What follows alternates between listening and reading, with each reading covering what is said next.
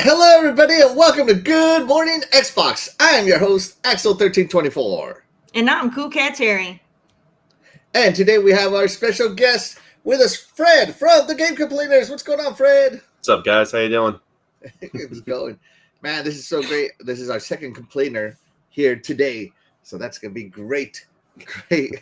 Fred, why don't you tell us a little bit about yourself and the complainers and stuff, how you got started and all this podcasting circles. Yeah, well, I just recently actually just started with the Game Complainers. Like, it hasn't even been a year yet. So Perry, that's the host of the Game Complainers, he owns a shop by me. And so like I would just always go in there, like talk with him and stuff like that. We would always be like talking for like hours and stuff. And then he told me like, hey, I do a podcast with with Frank and like my buddy Anthony. And then so he was like, you want to come on? I was like, all right. And then I just got on the first episode and been on there ever since. And it's been amazing so far. And I can't thank Perry enough to like let me be on it. It's been fun. I love it. And all it cost you was blue milk. That's right. and my digestive system. And your digestive system. That's right. In case you guys don't know, they did their like 11th anniversary episode, I think it was. Yes. And Perry Perry's like, oh, if somebody gives us so much money, Fred will pour blue milk on himself. And guess what someone did? Oh yeah. They gave him that much money. It was great. Thank you again for that, whoever did that. Yes, thank you again. Thank you again, because it was entertaining to me. So yes. Oh my gosh, the chat is already going crazy. I see that. Yeah, it's so fantastic to see you on. So what about gaming? Like how old were you when you started gaming? What turned you from like just a little boy playing video games into like an adult being a gamer?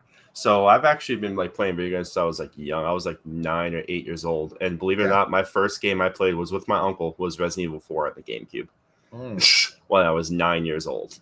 And yes, I did have nightmares. But yeah, he just like my uncle's the one who got me into like gaming. He introduced me to like all the old school systems, like the Dreamcast. Like all like like he had like an NES. He had an Atari. I was like, what is this thing when I was young? So that's why I know so much about like the older games. It's just because he got me introduced in the gaming. So the GameCube, so that means you're like a 90s baby. Yeah, 96 is when I was born. So hold on. So you and Anthony are the same age? Yeah, he's older than me though by like a few months, I think. Oh, okay. I did not know that. Wow. Yeah, I'm youngins here.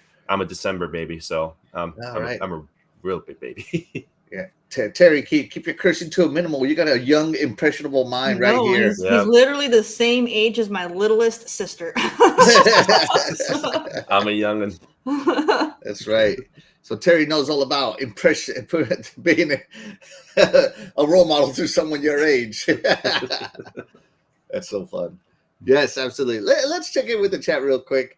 Of course, we got my buddy Doggy Dog coming in early. He says, good morning, Cool Cat Terry. What's going on, Doggy? Thank you so much for being here. You are the real MVP.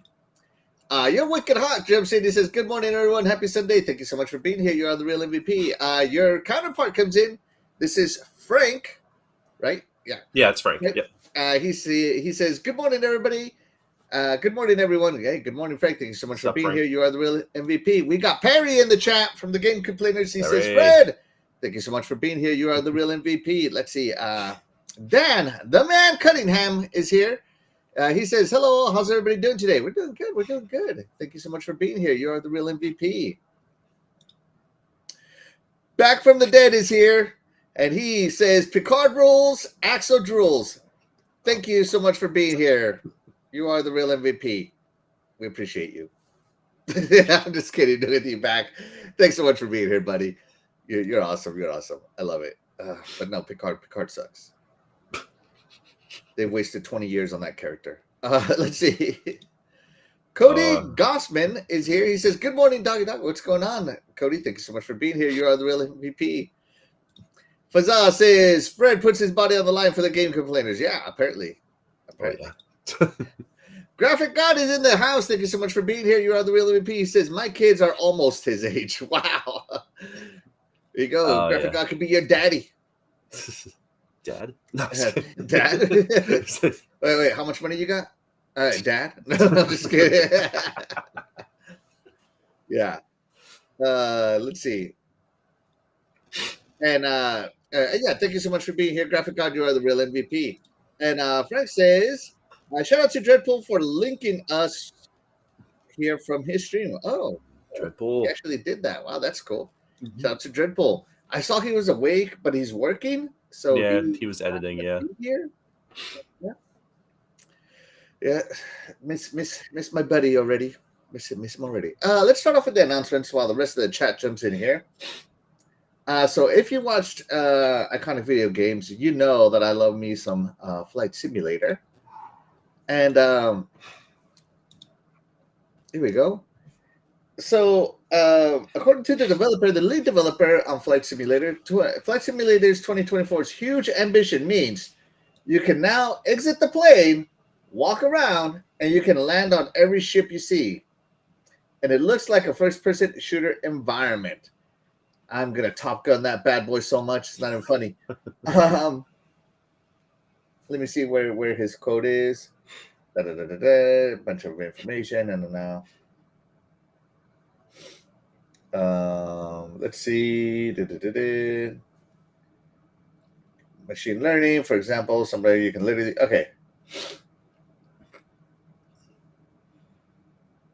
So is a big interview, but I'm trying to find the quote here. Exactly.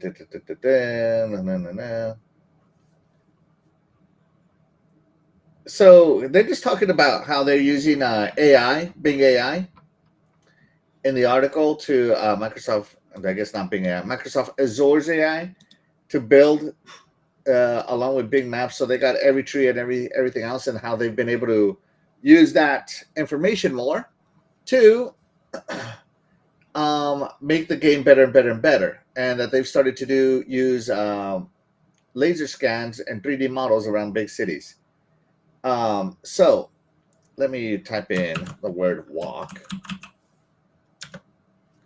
All right. So yeah. So, and it doesn't stop there. For example, in Microsoft Simulator 2024, you're no longer limited to experiencing the Earth's digital twin from the skies alone. You can now exit the plane, walk around in 2024. You can literally walk your favorite mountain path to your favorite hut in the mountains, sit in the lake, see the sunset. It's truly a digital twin you can absorb. That's going to be cool. And look at this imagery. That's cool. You know, I think everybody has their own emotional place. When Microsoft Simulator 2020 came out, everybody flew to their house, and then the house where they were born, and then the houses where their friends are, their family. Yeah, I did that. 100% guilty. I actually have a video on my channel of me landing on my street. So yeah, I'm very curious to see where people fly, because we've improved the world so much in 2024 that it's worth revisiting. And there's some features we haven't talked about yet that I think are going to make more be better. But yeah, so that is George Newman, I believe is his name, who said this. And yeah, Microsoft Flight Simulator is going to let you walk around. So let's go over to Fred first. Fred, first off, have you played Flight Simulator? I've actually never played Flight Simulator. No, I have not. And now I'm off the show. All right. The shame you have brought onto this podcast alone. I'm sorry. I'm sorry. Yeah, no, it's gorgeous. It's gorgeous. It really does look real. I love it because it is it modeled the Earth 1-to-1. That's just crazy to me. 1-to-1 model of the Earth. It's crazy that you can actually fly to your house. Yes, that's insane. I did.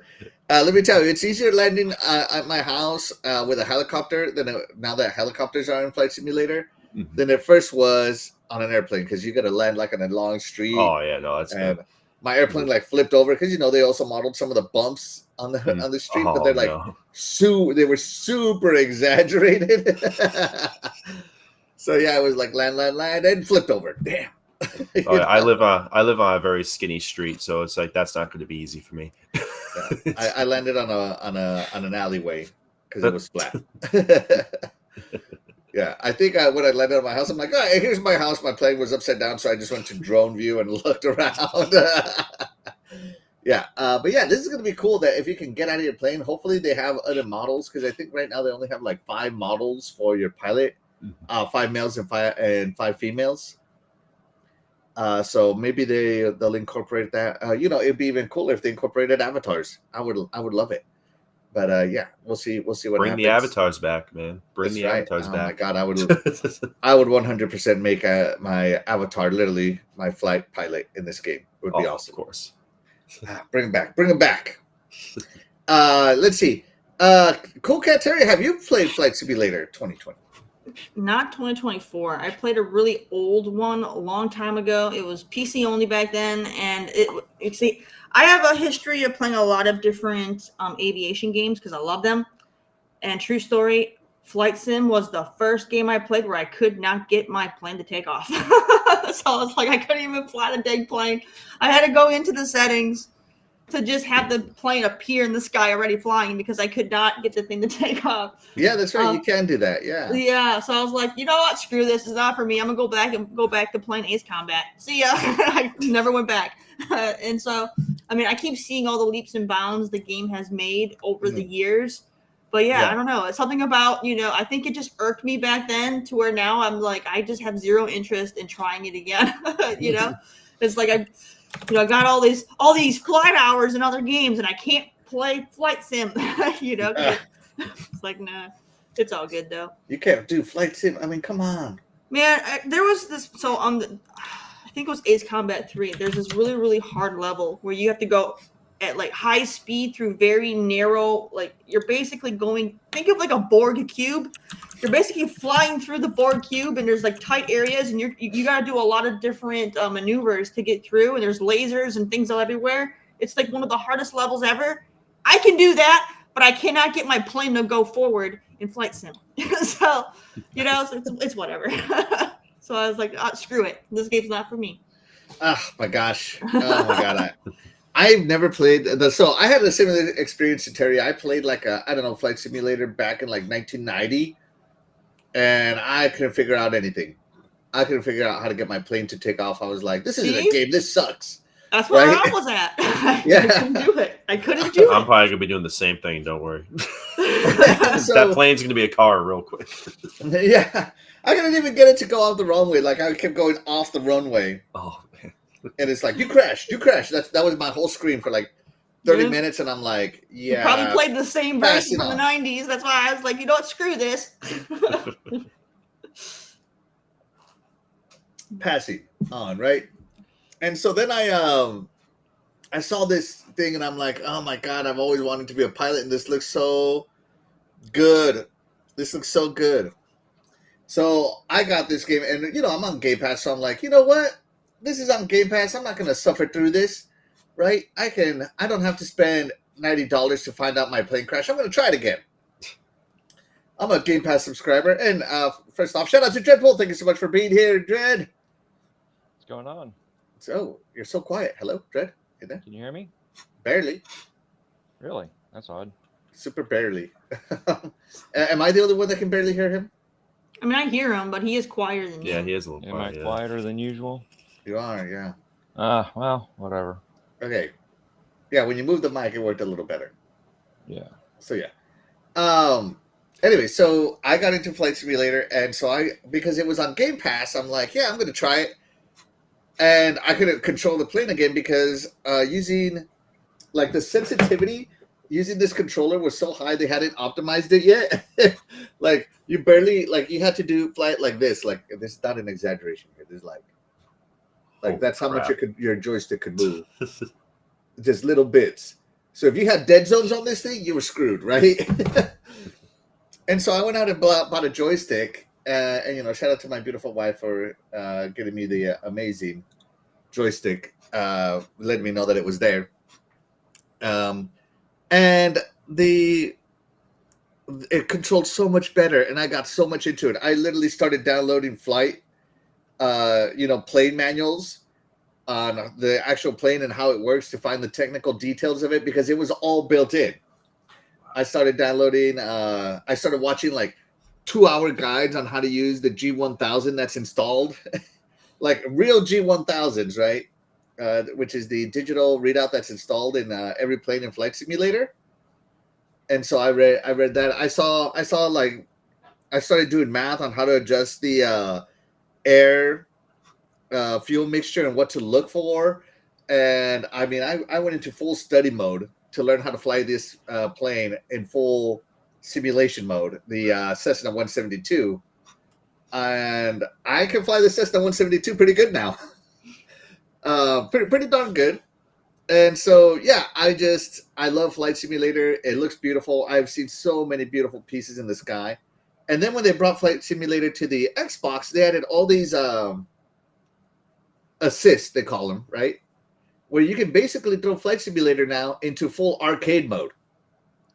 So you don't need to do all the studying I did anymore to play the game, right? Now you can just get in there, turn on full assist mode. I mean, it will even take off and land your plane for you. So that really says a lot about how the game has, been innovated, because like I said, when we played in the 90s, you literally had to be a pilot to understand how to play that game. You're like, yeah, had to go to flight school, do the whole thing. Yeah, like if you don't know how to you fly have to be a friend with a real pilot to learn how to play that game. Yeah, like, and clearly I'm not a pilot because I could not get my plane to get off the ground. So that's right. Give me your flying license, Terry. You revoked. You have not earned it. It was revoked, and they kicked me off of out of the runway, and I never went back. Stick to cars, Terry. Stick to cars. Yeah. No. So Flight Simulator 2024, I hope does better than Flight Simulator 2020 as far as people giving it a shot, because they have done so many improvements, especially the accessibility part of it to people who just don't want to do what I did and actually study. All this stuff. I wanted to fly so bad and experience this game so bad that it made me study, right? But that's because I was so passionate about it, and not everybody's going to have this level of passion. But I do like that when I play it on my Xbox or on the cloud, that I can throw that bad boy in full assist mode on and still enjoy the game. But shout out to Dreadpool. He's here. Dread, did you play Flight Simulator 2020? And so we were talking about how in Flight Simulator 2024, the lead developer said that you'll be able to exit your plane and walk around, walk some mountain paths, sit on a lake, watch some sunsets, stuff like that. I know I'm going to jump out of my plane at Mount Everest already. That's one of the things I'm going to do. I'm just going to see what happens. He said you can land on boats, which is kind of cool. So all this stuff has been added. So first off, did you play the OG Flight Simulator, and are you looking forward to playing the new Flight Simulator? I did. And once you're in the air, that was a different story. But it was one of those things that if you couldn't get off the ground, you had an issue. But many more people that did get off the ground had an issue with landing. So landing is the hardest part of flying. I'm going to say that right now. You know what I mean? So yeah, and yeah. I know you guys used to have like a joint flight path that you guys would all get together and do all that. I kept on trying to join you guys, but it just wasn't in the cards. Mm-hmm. But yeah, I had fun with what I did, and being able to make it more accessible makes it that much better. I remember playing the OG Flight Simulator. Oh yeah. You know what I mean? And that one there was horrendous. You literally had to be a pilot for that one. The last one wasn't so bad, but again,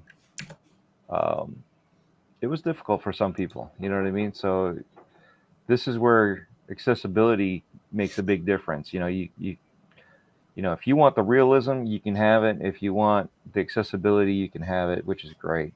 Now, with 2024 walking around, the only thing I hope is we don't have the clothing options or the character features or itemizations or options or whatever you want to call it, like Forza Horizon did. You know, you know, it's just, if you're going to do that, give me some real options to make a character. You know, if not, let me do like the Xbox avatar. You know what I mean? Yeah, that's what I was saying. Oh yeah, that'd be awesome. Give me the avatar like that. You know, that'd be cool. By the way, this is Flight Simulator 1982. Holy cow, we've come a long way, boys and girls. Yeah, I wasn't even born. Imagine trying to fly that. That was not fun. Wow. This looks so much better than what we just saw. Just say. Yes. That was not fun back in those days. Oh my goodness. Yeah. You regretted it because if you weren't into it, you regretted spending the money. Mm-hmm. And it had a lot of support. It looked better towards the end of its life cycle because there was a lot of support. But again. All right. Yeah. So there you go, guys. Flight Simulator. In case any of you guys aren't interested, it is coming. You're going to be. I love this announcement that they did for the 2024 Flight Simulator. I think it's going to be great. I think it's going to be fantastic, and I really cannot wait. Let's see. All right. Shout out to General Spartan. Thank you so much for being here. You are the real MVP. He says, been preparing my created team for EA college football. That's going to be awesome. That's going to be awesome. I can't wait to play that, but I'm going to wait till it comes to Game Pass through EA Play. So, yeah. Fazaz says, that's going to be awesome that you can finally get out and walk around in Flight Simulator. Absolutely. The Game Complainer says, Picard DLC for Flight Simulator 2024. All it's going to be is crashes. It's already in there. Every crashing is Picarding that up. That's all it is. Self-destruct mode. Initiate. Code, I suck as a captain and cannot be better than this adversary. Let's see. Jason Max says, just remember, Xbox is number one. Absolutely, Jason Max. Thank you so much for being here. You are the real MVP. Let's see. Dog says, I remember the old version. Oh, my goodness. Yeah. It's okay, Fred. I wasn't born yet in 1982 either. Wow. Talking about making me feel old. That's the year I was born. So, yeah. Yeah, look at all these youngins. I remember playing a Flight Simulator version in the arcades. There was You a sat down in the Flight cabinet. Simulator? Yeah. I don't know if it was Flight Simulator, but it was a Flight Simulator version. That We're going to have to find that cabinet. I'd be interested to see that.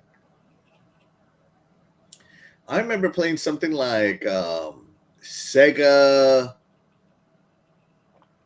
I don't know. It was basically like a jet fighting game. Afterburner? And it had a seat that rumbled and everything. So, yeah. Talking about Afterburner? Yeah, Afterburner. Yes, thank you. Yeah, this wasn't Afterburner that I'm talking about. Yeah. You literally would sit in a seat in a big old cabinet cockpit, and you had your flight, and you would go up, and they would tell you that I remember this when I did finally get off the ground, that my trajectory was wrong, that I wasn't high enough, I wasn't going fast enough, or I was going too fast. It was like everything I did to make those corrections as you were listening to it was completely wrong. So, yeah. It was a waste of money. Yeah, if you play this thing on full arcade mode, you'll find out that you need to achieve certain speeds, but you can't use full power in the air. Yeah. Yeah, these engines are more powerful than they need to be. I think that's a safety thing, just in case. But I come to find out again through manuals that you can't run these engines at full power for very long because they'll basically burn out. Oh, you run out of fuel. No, the engines will burn before you run out of fuel. Like they'll blow head gaskets and you'll have engine failures and stuff in the air. It's crazy. Or the equivalent of head gaskets. You know what I'm talking about, right? Yeah. Mile High Club. Cylon cylinder gaskets? I don't know. Whatever they are. The Game Complainer says he was born in 1983. Back from the dead. You sure it wasn't called Grandpa Pilot Simulator? Oh, cha. All right. So let's move on to our next announcement. I don't know. So I was very excited when Like a Dragon Yakuza was announced to have a TV show. And I'm like, yes, this is going to be so funny because there's so many funny things. It's going to be the funniest, most serious drama ever made. If you've ever played a Yakuza game, you know what I'm talking about, right? And then this week they revealed that that the TV show cast revealed that they have never played video games and they quote-unquote wanted to do our own version. Doesn't that sound familiar? I believe a certain franchise also said something very similar to that, where they said they didn't play the game and they wanted to do their own version. And season 3 just got canceled. When will Hollywood learn that they're not the main character in video games? Anyways, this announcement killed all my hype for this. Now I have nothing but doom and gloom in my head for Yakuza Like a Dragon TV show. And, I thought this thing was going to be safe because it was in Amazon's hand, and Amazon just did that fantastic Fallout show, right? And I'm just like, oh, my God. They said the cursed line. We wanted to do our own version. I'm so sad. Fred, have you played any of the Yakuza games? Do you know about this show, and what do you think of this statement? I played a little bit of the Yakuza games, not a lot though. Like I want to try and get into them, but I just haven't had time to like actually get into it. But yeah, why would they even call it Yakuza then if they're gonna go their own way? Just do their own like version of like kind of like a Yakuza or whatever, but just don't call it Yakuza. Just like just do your own thing, like because like that just sucks because like we're in love with like this franchise. We're like, oh great, we're gonna get this beautiful show, and then now it's just like, oh, we want to do our own version. It's like, so what's the point of calling it Yakuza then? Yeah, it's like you're killing all like hopes and dreams here. It just sucks. Yeah, I think it's there's established characters and established lore and established this and established that. Yep. There's established world, and the way the Yakuza world is, it's serious and funny at the same time. Especially I didn't play Yakuza 0 or whatever, Yakuza Kiwami and all that crap, but I played Like a Dragon, and I am a huge fan of the Like a Dragon Yakuza series. And if you're gonna make my boy Ichiban just suck at life, I'm gonna be upset. I'm gonna tell you right now, Amazon. I'm gonna be pissed. Terry, of course, normally books to film, video games to film, they're hit or miss. And having read this, I feel that this is gonna be a miss, unfortunately. How do you feel? It probably will be. That's usually the consensus on most of these things. I mean, sometimes they might do a decent enough job to where fans are pleased with themselves, but for the most part, these most adaptations are failures because they don't follow the source material. So yeah, that's why I usually don't watch them. Fallout was the exception, that one of the only ones I watched because they were actually following source material. So like I never bothered to watch Halo, I never bothered to watch Witcher or anything like that because they didn't follow the source material. So yeah, it's just it messes with me, man. Like, I don't know, have you seen the summons in Yakuza? Anybody have you played the Yakuza long enough to see summons? No. So the summons are great because it's in the real world. So the way he does his summons is he gets his phone out and he's it's time for some backup, and he starts dialing the phone, and when he hits like dial, it's what he does, how the summon works. And I think that's kind of cool because of the way it is, but and then the summons are all ridiculous stuff. Let me find a super hilarious one. Hold on. Okay, here we go. They did the summon animation here. Nice. Let me share this tab instead. Check out this summon. I mean, this is what I mean about the not serious Yakuza. Look at this. The guy is doing a summon, and this is a summon. This is an overpowered spell, right? So he summons a dominatrix, a masochist. This is a serious summon that he does to someone. The guy doesn't feel pain, and he's in his underwear. Uncomfortably numb is the summon. I mean, come on, that's hilarious, right? Oh man! And if that's not in this show, I'll be upset. Dread, should they stick to the source material or do their own version? I don't know. What rating do you want to give the show? M for mature, just like the game. No, here's the thing that I have an issue with. When actors say that they don't want to, they want to do their own version of that character, I understand what they're saying. They want to make sure that they're not imitating the character, and basically not, they want to be able to do their own version. They want to be able to portray that character the way that they think that character needs to be. All right. So as reading the script, they have a feel of how this should be played out. And I have no issue with that. I have an issue with when it comes to the script writers, the producers, all of them, right? The directors, those are the ones that I have an issue with when they don't stick to the source material.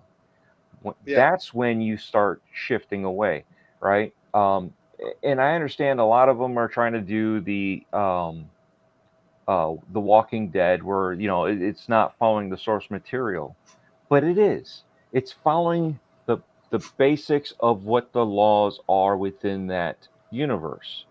So it started off the same and ended up shifting away. Things were going to be different. They weren't going to do it exactly the same, but the start was literally the same, and all the laws of that franchise are already established and there. When you start doing that, I don't know, somebody else did the same thing, right? Who did you mention? Oh, that's right, Halo. When they did their own version of it, and I understand that they want to do like a alternate universe, whatever, rebooting, whatever. It's not the same. No, it's not. They Halo could have easily done like a not Master Chief story. Exactly. The Halo verse is massive. And they did. Halo, what was it? Halo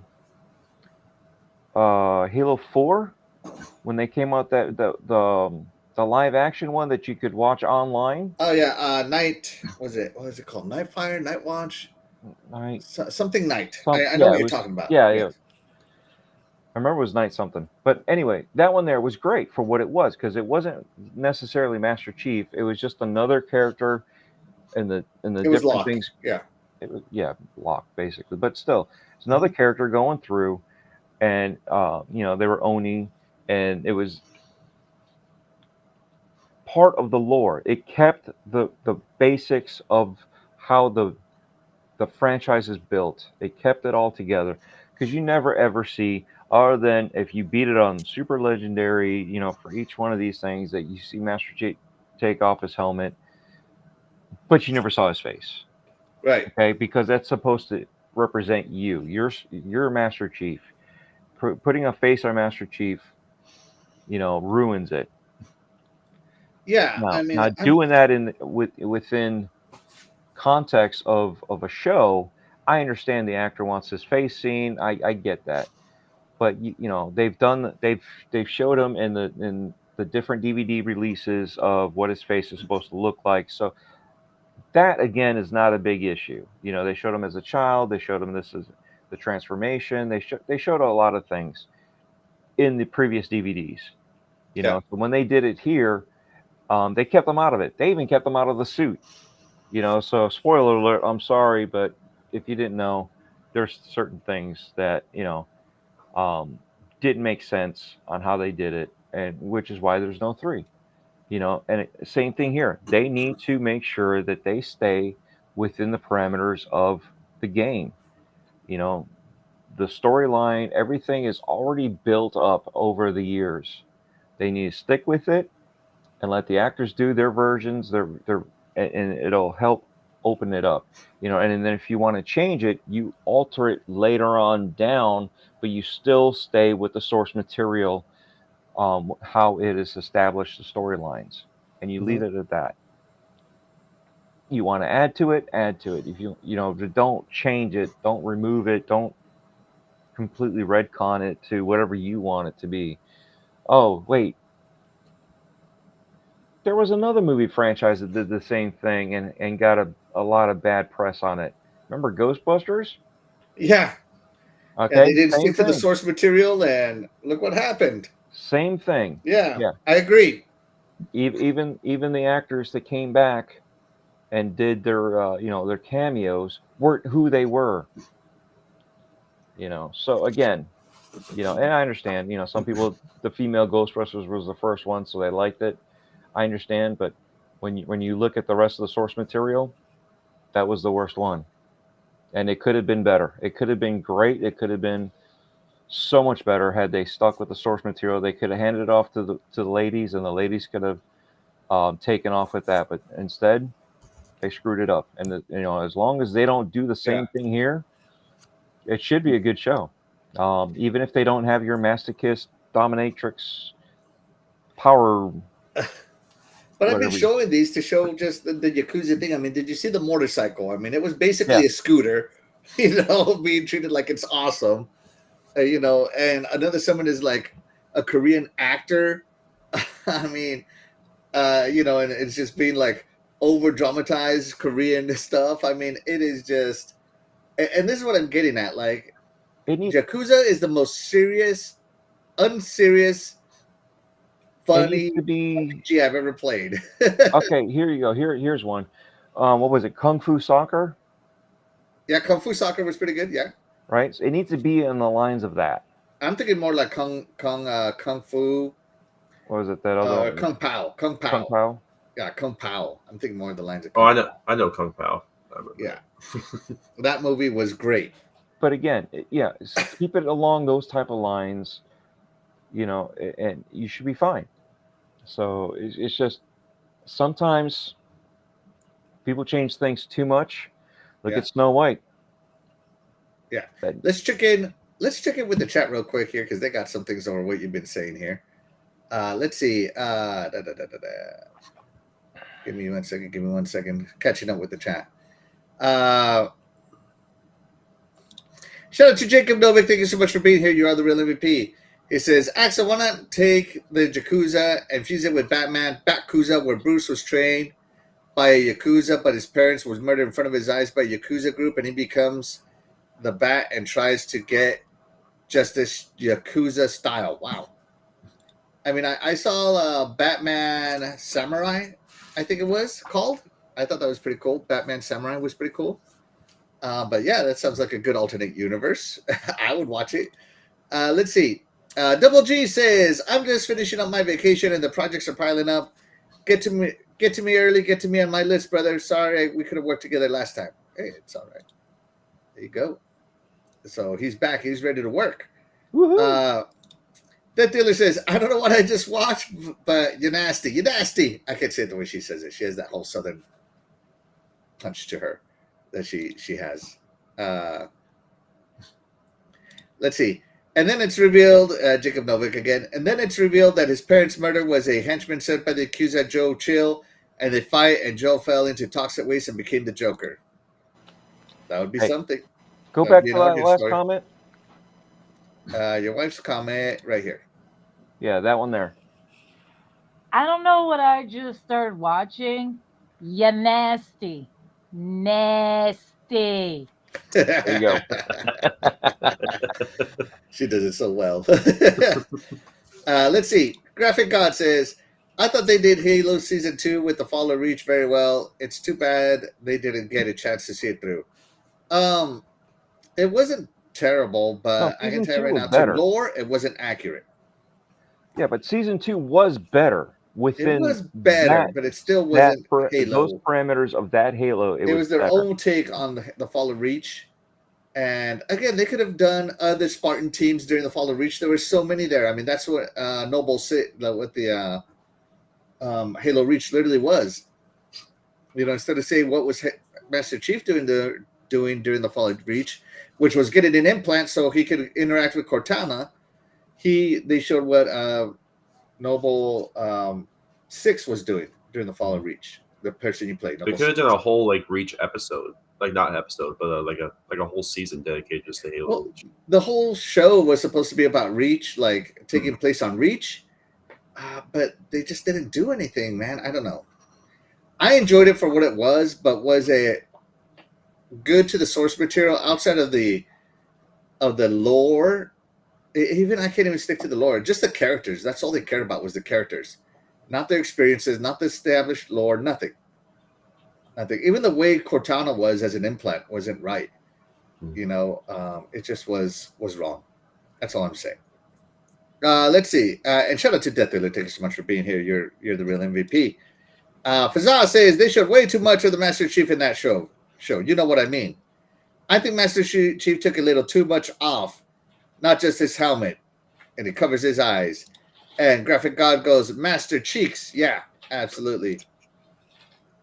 Yeah.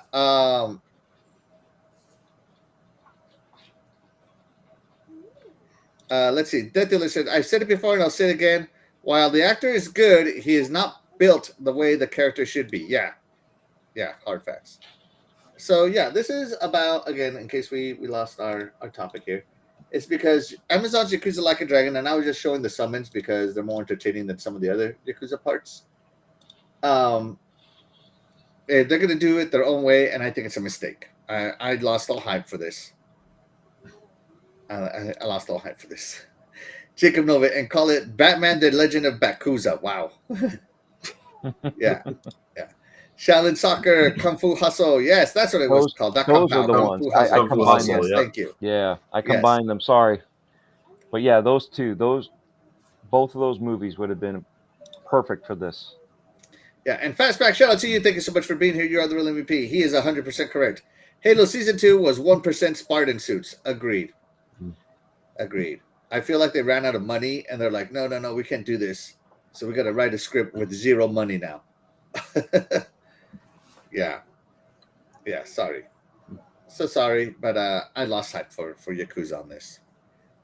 All right. Anybody got anything else to say about Yakuza?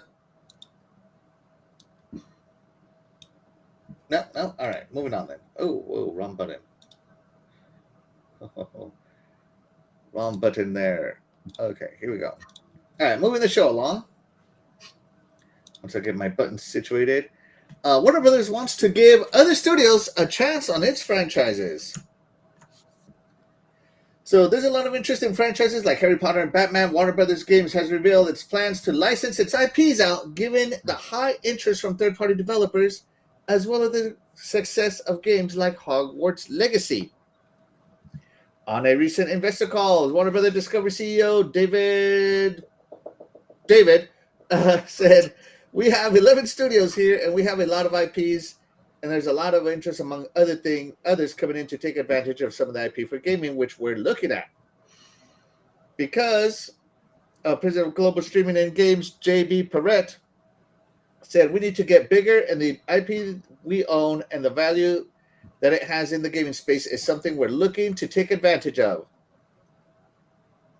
David explained that the success of Hogwarts Legacy was because players were able to immerse themselves into the world, and now David wants to make the video games more of a priority. They want to focus more on the free-to-play gaming business side of it in order to balance out the cyclical and more hit-based nature of premium console and PC games. As part of that initiative, that's why Warner Brothers acquired Player First, the developer behind the free-to-play game Multiverses, if you know that one, yeah. The cyclicality can be seen by Suicide Squad Kill the Justice League's underperformance, which caused Warner Brothers game revenue to decrease by 41% when compared to last year, which saw the release of Hogwarts Legacy. Still, Warner Brothers is doubling down on live service games. And so there you go. All right, so Warner Brothers. So if you remember back in the day, there were rumors that Xbox wanted to acquire Warner Brothers, but that went through because Warner Brothers didn't want to sell some of the IPs or the rights to the IPs with it. Those were the rumors. Again, nothing official, right? All rumors. But the rumor makes sense to me. You know, like why buy Warner Brothers if you don't get the IPs that go with it, right? At that point, you're just buying studios, and well, you can buy other studios. Like it brings the value down, in my opinion, without the IPs. So I think Warner Brothers is kind of seeing that they want to go the Disney route, maybe shutter some of their 11 game studios down, and license their IPs out the way Disney does. You know, Disney license out Spider-Man to PlayStation. Disney has licensed out Blade to Xbox, right? And so they're seeing that they have some of those valuable IPs. I mean, who knows who Batman's going to get licensed out to if he gets licensed out. But maybe some characters. Maybe there's going to be a Robin game licensed out or something, right? So they're looking at to do more of a Disney stance. But so Warner Brothers, this might be their way of getting out of gaming the way Disney did. But now Disney's trying to get back into gaming. So hopefully they don't make that mistake. But I see this as Warner Brothers just trying to do something when they obviously have lost their vision, because CEOs, as much as I hate to say this, I understand every business is a business, so every business will have a CEO. But it feels like once video games companies get so large, that CEO loses sight of what made them a video game company. And so maybe Warner Brothers is now trying to pivot on that and say, well, you know what? What if we just license our stuff out? They don't have to make it themselves, right? Even though they had great games such as Shadow of Mordor, Shadow of War, Batman Arkham series. I loved Gotham Knights personally. I haven't played Suicide Squad yet. I know that people love Hogwarts Legacy, so it's not like Warner Brothers doesn't make great games, but I think they're just looking to subsidize that 41% loss right here when a game just doesn't hit. Maybe they need to go on subscription services like Xbox Game Pass. Just saying, throwing it out there. Just throwing it out there. So Fred, what do you think about Warner Brothers wanting to maybe license this thing? Is this an approach you would support? Honestly, yeah, I would, because I know, I've heard a lot of talk that the Suicide Squad game did not hit as well, and obviously the numbers are right there. It just hurt Warner Brothers so badly. So I guess this is, like you said, this is the way of almost picking themselves back up in a way.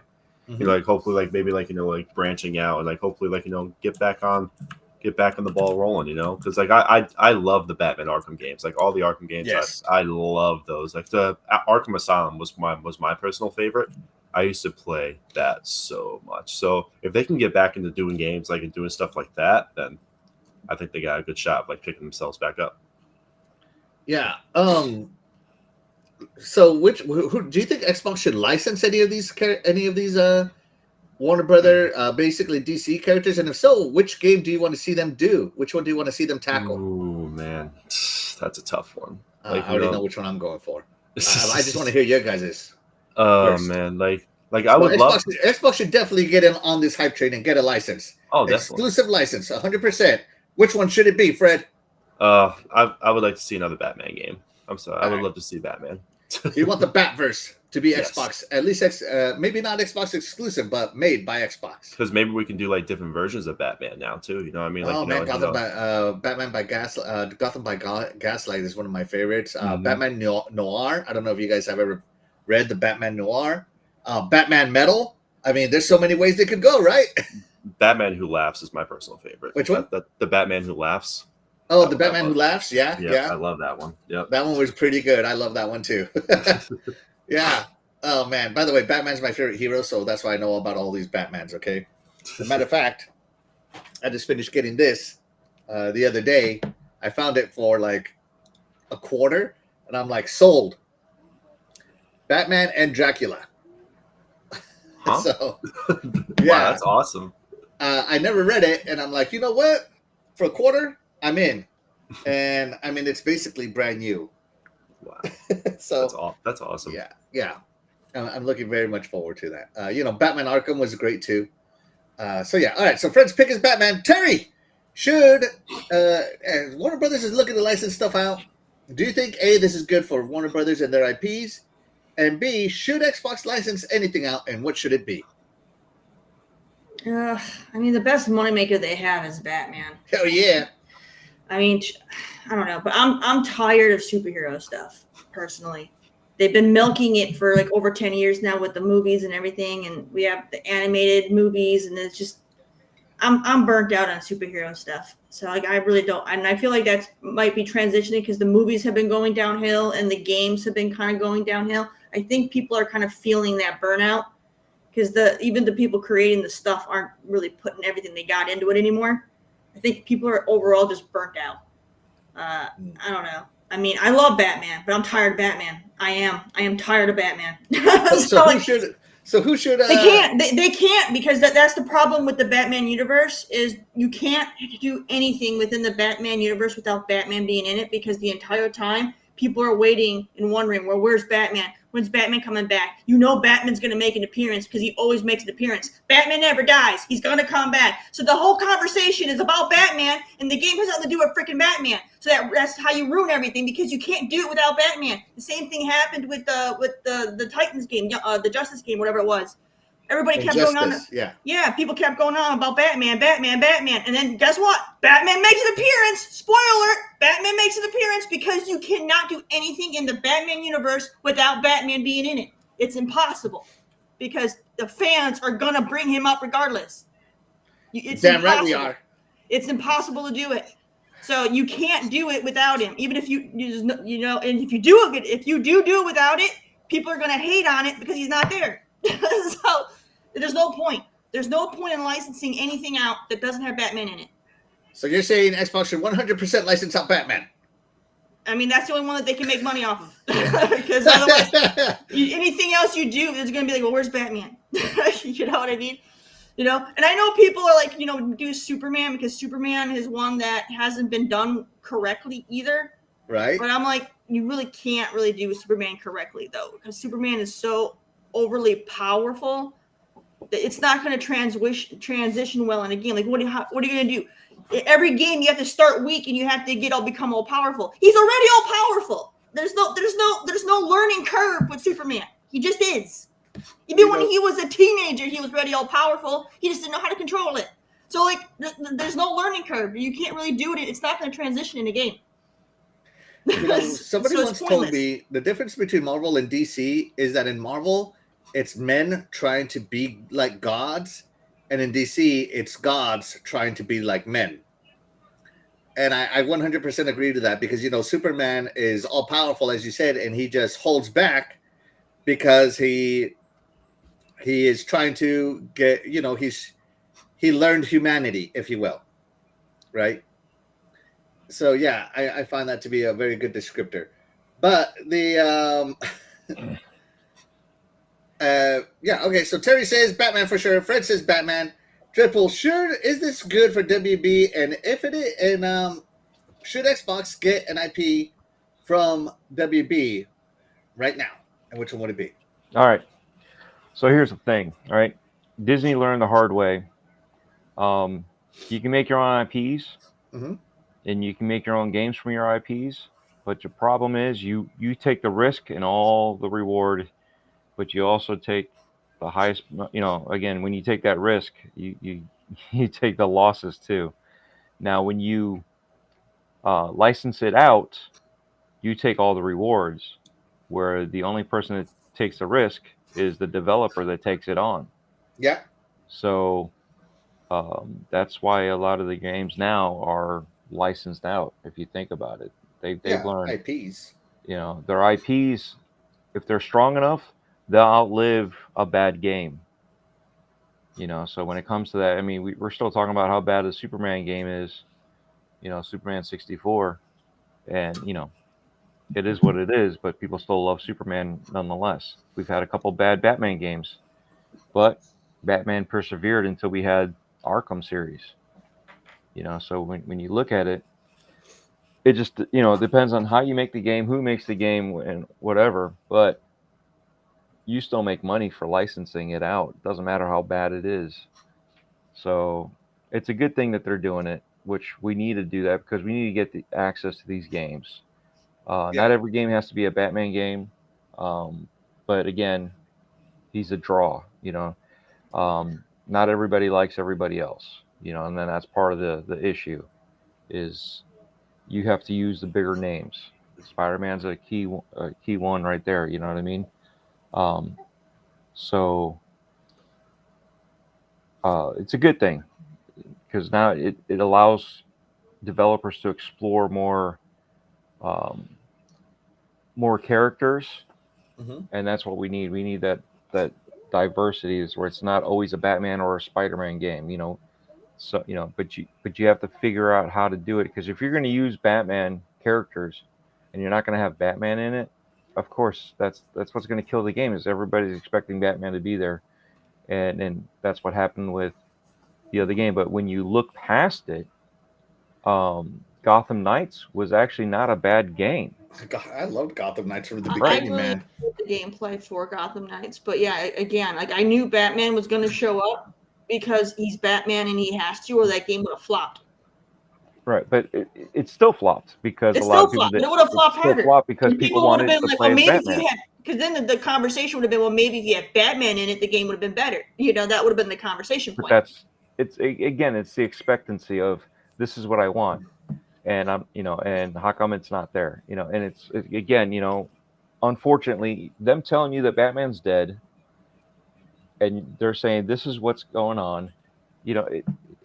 Again, it's in the way how you tell the story, But at the same time, people's expectations can ruin a game, and that's what happened with that. Look at We Happy Few, right? We're going to go right back to that one. People's expectations, they didn't like where the direction of the game was going, where others did, and the devs listened to the fans and made the game the way that these fans that have never played this game before and completely changed the game. It ruined the game. So again, it's like you can't have both ways. Sometimes you have to just make the game and let the players find out how it's going to be. And that's where Steve Jobs is right. Sometimes people don't know what they want. And if people look past the fact that Batman's dead and you're not playing as Batman, and this is the game that you're going to have, this is what you got, this is where you go. And same thing we just talked about with Yakuza, with the directors and all that. Sometimes people don't know what they need, and other people have to tell them what to do. And when you do stuff like this, it's a catch-22. So what do you do? You just have to go with your gut and make the best game that you can make, but stick with the lore, right? And if Batman's going to be dead, you need to make sure he stays dead. But all the other characters that we have in DC, I say Lobo would be a great game to make. Now on the OP never dies, right? But you could have fun with them. Yeah, you know what I mean. So they could get dismembered and put back together. Yeah. It would explain if the player dies, how you just regenerated. Your new life. You start over, but yet you're regenerating. Yeah. Lobo could be a good draw. I could see that one. There's many different ways you can go with Lobo, and many different. Again, Lobo could have been a great replacement for Kill the Justice League. Right. I think the problem that WB is having, while no, you shouldn't listen to the fan. Like I am against, with Halo, I am like, just let 343 make the game they make, because the fans, you're never going to make them happy, just flat out. Right. And I think that's what's happening here as well. With WB Games, they're learning the backlash of fans, but the fans want another Arkham game. They got Gotham Knight, but they want Arkham. And I don't think it's that hard. Like, make the game you want, but make it an Arkham game. Yeah. Here's the other thing, right? So let's push Lobo aside. Right. Who else is decent enough that has a good following that isn't big, but is getting bigger and growing bigger, right? You got Static. People are loving Static left and right, and that could be an introduction to people that don't know some of these other smaller characters that are growing. It could help grow the character. It could also help grow people's openness to other characters other than Batman. Who's the other one? Raven. Okay, so not really Batman, but Raven would be good. And speaking of, if you're going to do something like that, you could also do a Teen Titans. Why not bring back Teen Titans in video game format? And you've got several different characters you can pick, which could be here, so you can play them as a team. You can play them as different different characters, separate, like a singular storyline, or a combination where you have a group of people playing together. So again, it just depends on how they do these things, and it's the implementation that's usually the biggest thing. It's not just the fact that the fans want certain something; it's the implementation. Now, if you say you look at Spider-Verse, they were going to make the Spider-Verse where you can make any kind of Spider-Man you wanted, and then they canceled it because it was just too much. They weren't going to meet it. They weren't going to be able to make it. So again, it just depends on how the implementation of what you do, and you kind of go, into that, right? So you got to, in storyline, gameplay, all that stuff matters, and there's nothing that's more important than the other, and you need a good PR to put out there to say, hey, this is what this is about, and don't even mention anybody else, and just say they're not part of the game. That's it. This person's not part of the game. This person's not part of that. Right. Let's check in with the chat real quick. So actually, first, I think this will be good for WB. It kind of sucks because it is going to shutter studios. I just don't see them licensing out these IPs, especially if they become exclusive licenses.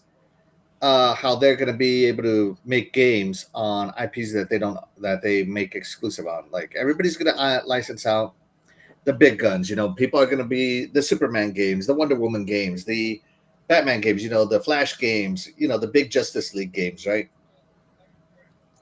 And so that's going to leave WB with the lesser known people, which it might be what they want. That way they deal with smaller projects instead of the big projects. So a game like Lobo might come out, relative has a good following, but let's be honest, Lobo's not up there, right? I would love a Constantine game. I think a Constantine game would be awesome out of all this, because Constantine is not OP. He has to do it. He has to always team up with people, and the magic use on it is kind of interesting, right? But if I had to pick one, of course, I would pick Batman. Batman's my favorite. Batman has had defining games, and he's had games that nobody wants to remember, right? So it's kind of the thing when you're so popular, people are going to make great or bad games with you. And some games may not be enjoyable until later. Like I remember when Arkham Knight first came out, people didn't like it. And now people are saying it's one of the best ones. And, it deserves a remaster, right? But when it first came out, people were trashing on Arkham Knight. I thought Arkham Knight was great from the beginning. Same thing with Gotham Knights. I loved Gotham Knights, and people just, in my opinion, don't enjoy it. Like I have over 100 hours in Gotham Knights. Loved it. You could probably beat Gotham Knights in 20 hours, but I put over 100 hours into it because I just enjoyed it. It was fun for me. And then I don't know, this whole trying to make things live service while trying to do a story game isn't working out. Live service games are quick 20-minute matches kind of games, and stories be damned. I'm sorry. So they've been trying. Warner Brothers has been trying to do live service games, like with Shadow War. They did that whole Dominion live service where you had to fight your orcs against other orcs and take over different areas of the Middle Earth, and that could take over 100 hours. Doing that alone, I don't know a single person that completed that. I didn't complete it. Let's see. Gotham Knights did the assault mode, where it was basically what was it called? What is it called? Rounds, where you did different rounds on different levels, and that could take 100 hours as well. I don't know too many people that completed that because I finished it. I'm the only person that I know that did it other than my friends.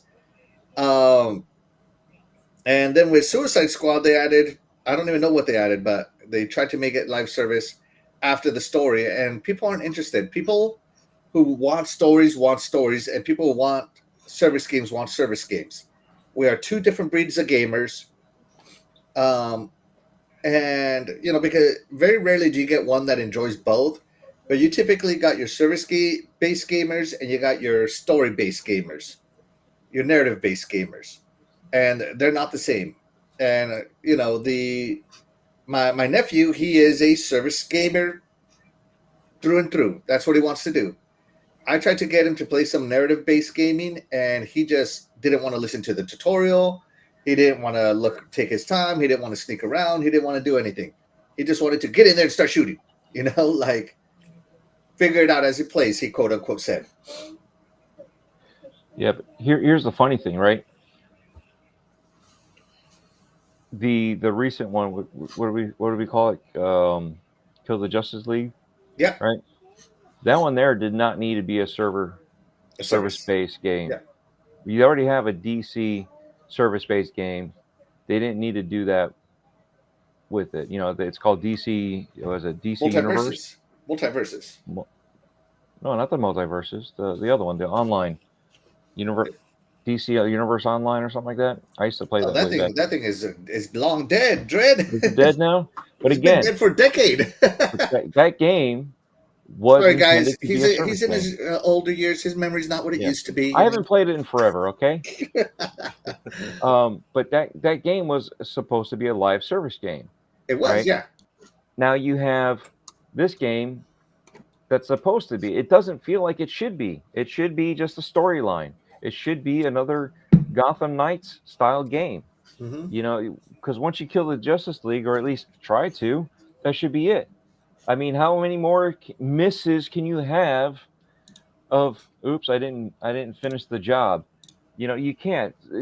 This is why that game just did not do well, because there was just so much that just was not put together properly. Now, if they did that game as a singular storyline, that would have been fine. But again, it's how you implement this stuff. Yeah, absolutely. Agreed with Dreadpool. I 100% agree with you. Yeah. So if you're going to do, like I said, if you're going to license, I think Constantine would be a great license, but I'm only trying to pick something other than Batman, but let's be real. I wouldn't mind if Xbox got exclusive Batman licenses for 10 years or something and just went crazy with it. So, my favorite brand, Xbox, doing Batman, instead of an Xbox symbol, it's a bat signal, a green bat signal that on the advertising, I'm in. Yeah. So yeah, I think Warner Brothers, that's been their biggest misstep, is the fact that they're trying to mix two into one, and it just needs to be one or the other, because narrative gamers are not the same as service gamers. I myself am a narrative gamer, a storyline gamer. I play service games, but not often, not very much. Like I love Halo for the story. The multiplayer is fun, but I'm not like one of these guys that plays multiplayer every day, every week, because it's my peanut butter and jelly. No. So yeah, let's see. Let's check in with the chat. Lots of chat. Yeah. Fastback says, shout out to Fastback again. Thank you so much for being here. He says Xbox should do a DC deal with WB like Sony has with Marvel. Yeah, absolutely. Coalition should do a proper Suicide Squad. Yeah. And ID Software should do Batman. Shout out to RWK88. Thank you so much for being here. You are the real MVP. We appreciate you. Fazal said, if Xbox wants to be competitive, go for Batman. Might as well go for the biggest one right off the bat. Yeah. I see what you did there. Batman right off the bat. Yeah. I see what you did there. Let's see. One of my favorites is Batman meets Judge Dredd. Oh my God, a Judge Dredd game would be so great. That would be cool. Yeah. Oh my God, a Judge Dredd game would be great. Yeah. Let's see. Xbox should do a Batman Beyond game. That would be fun. Yeah. I agree with that one. Shout out to JD. Thank you so much for being here. You are the real MVP. We appreciate you. Shout out to my beautiful wife. She is the MVP of my life. She says, yeah, again, Miss Cool Cat makes sense. Let's see. That's why the Spider-Man movies that Sony makes that don't include Spider-Man suck. Yeah, I agree. Let's see. Shout out to Jay's Wade. Thank you so much for being here. You are the real MVP. He says, Batman is the greatest superhero ever and the greatest detective. Absolutely. 100% agree. Luis Villa, my beautiful wife, says, Superman is the best. Oh. Let's see.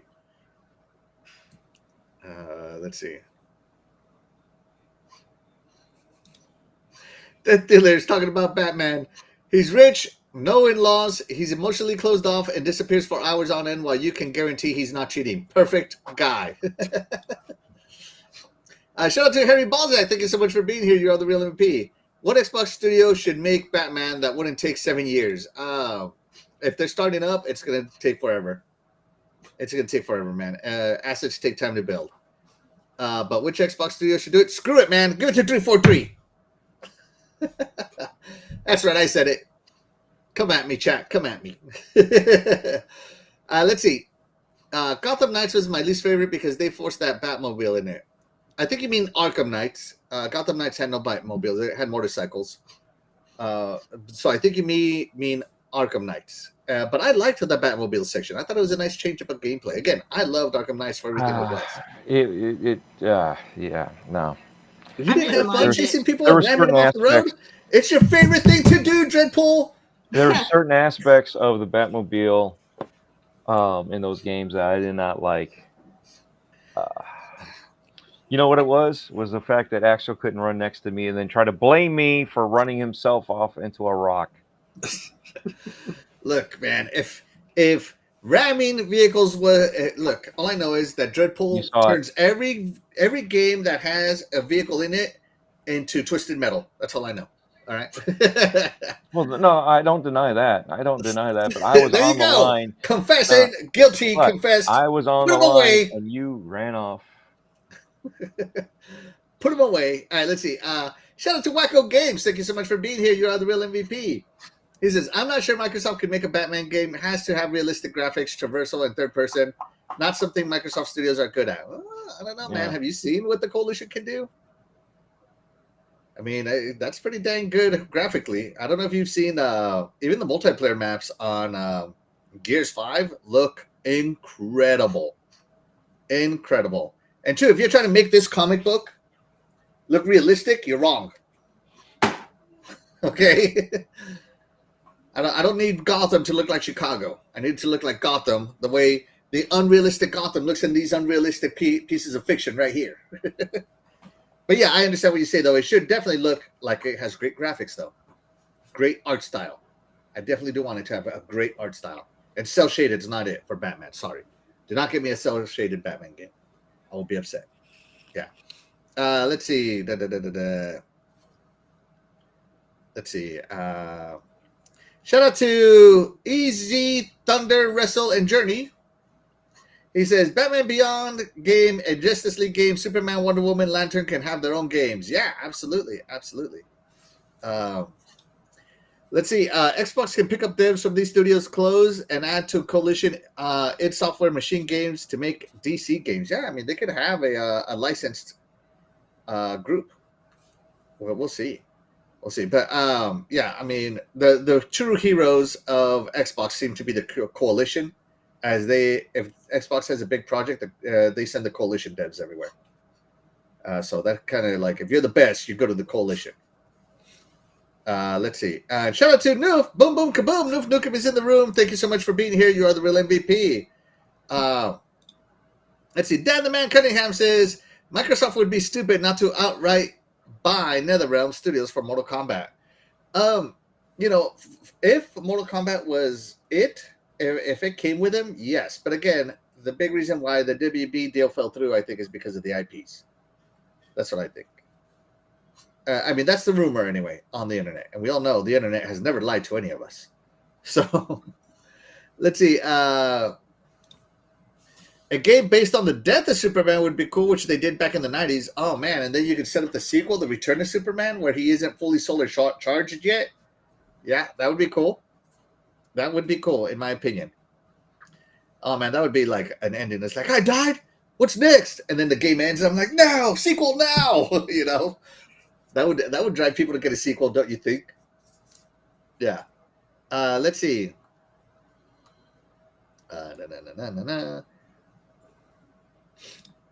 Easy says, DC Universe Online that takes 20 years? Wow. Let's see. Happy Cloud Gamer, thank you so much for being here. You are the real MVP. He says, I'm a single-player gamer, and I love Call of Duty. I hate the multiplayer COD. Yeah, you know, some people are like that. The multiplayer I enjoy now more is co-op multiplayer. So I'm going to be playing COD Zombies because that's co-op based. And it's round based or wave based. So yeah, I'm definitely going to be playing COD Zombies, but I'm not going to be playing it for like 2 years. I'm going to play it for like a month, and then I'll be on to the next narrative game. Just say. Let's see. Happy Cloud Gamer says, "Give us more Harry Potter." Absolutely. Let's see. You know, as good as Batman is the greatest detective here, Terry. Recently, I've gotten into the what is his name? Poirot, the guy who did the Murder on the Orient Express, Murder on the Nile. Well, what is his name? I think his name is Poirot. The way he figures those complicated murders out and the way they've been portrayed, I'm just like, wow, it's so good. Like if you haven't got, wait a minute, are you talking Perrault? The French guy? Is that what his name? I always thought the French guy. Yeah. Well, Okay, I know. English. It's French. Well, the name's French. if you're talking about who I'm thinking you're talking about. Yeah, the guy with the fancy mustache. Yeah.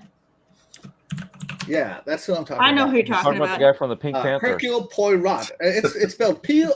Hercule Poirot. Yeah, I'm pretty sure it's French. French.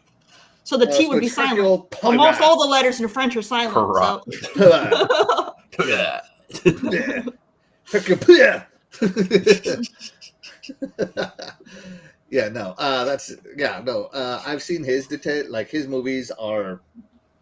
They got games for him too. Oh man, he's so good. He's so good. Like, if I have to say like a pure detective, that guy's it. That guy's it. I'm just saying. Let's see.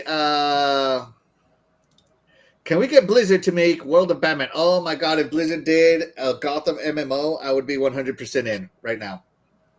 You just blew my mind, Happy Cloud Gamer. Make it cloud accessible too. Yeah. The Game Complainer says steer clear of Dreadpool in Forza. That's right. Jogging Dog says rubbing is racing. Yes.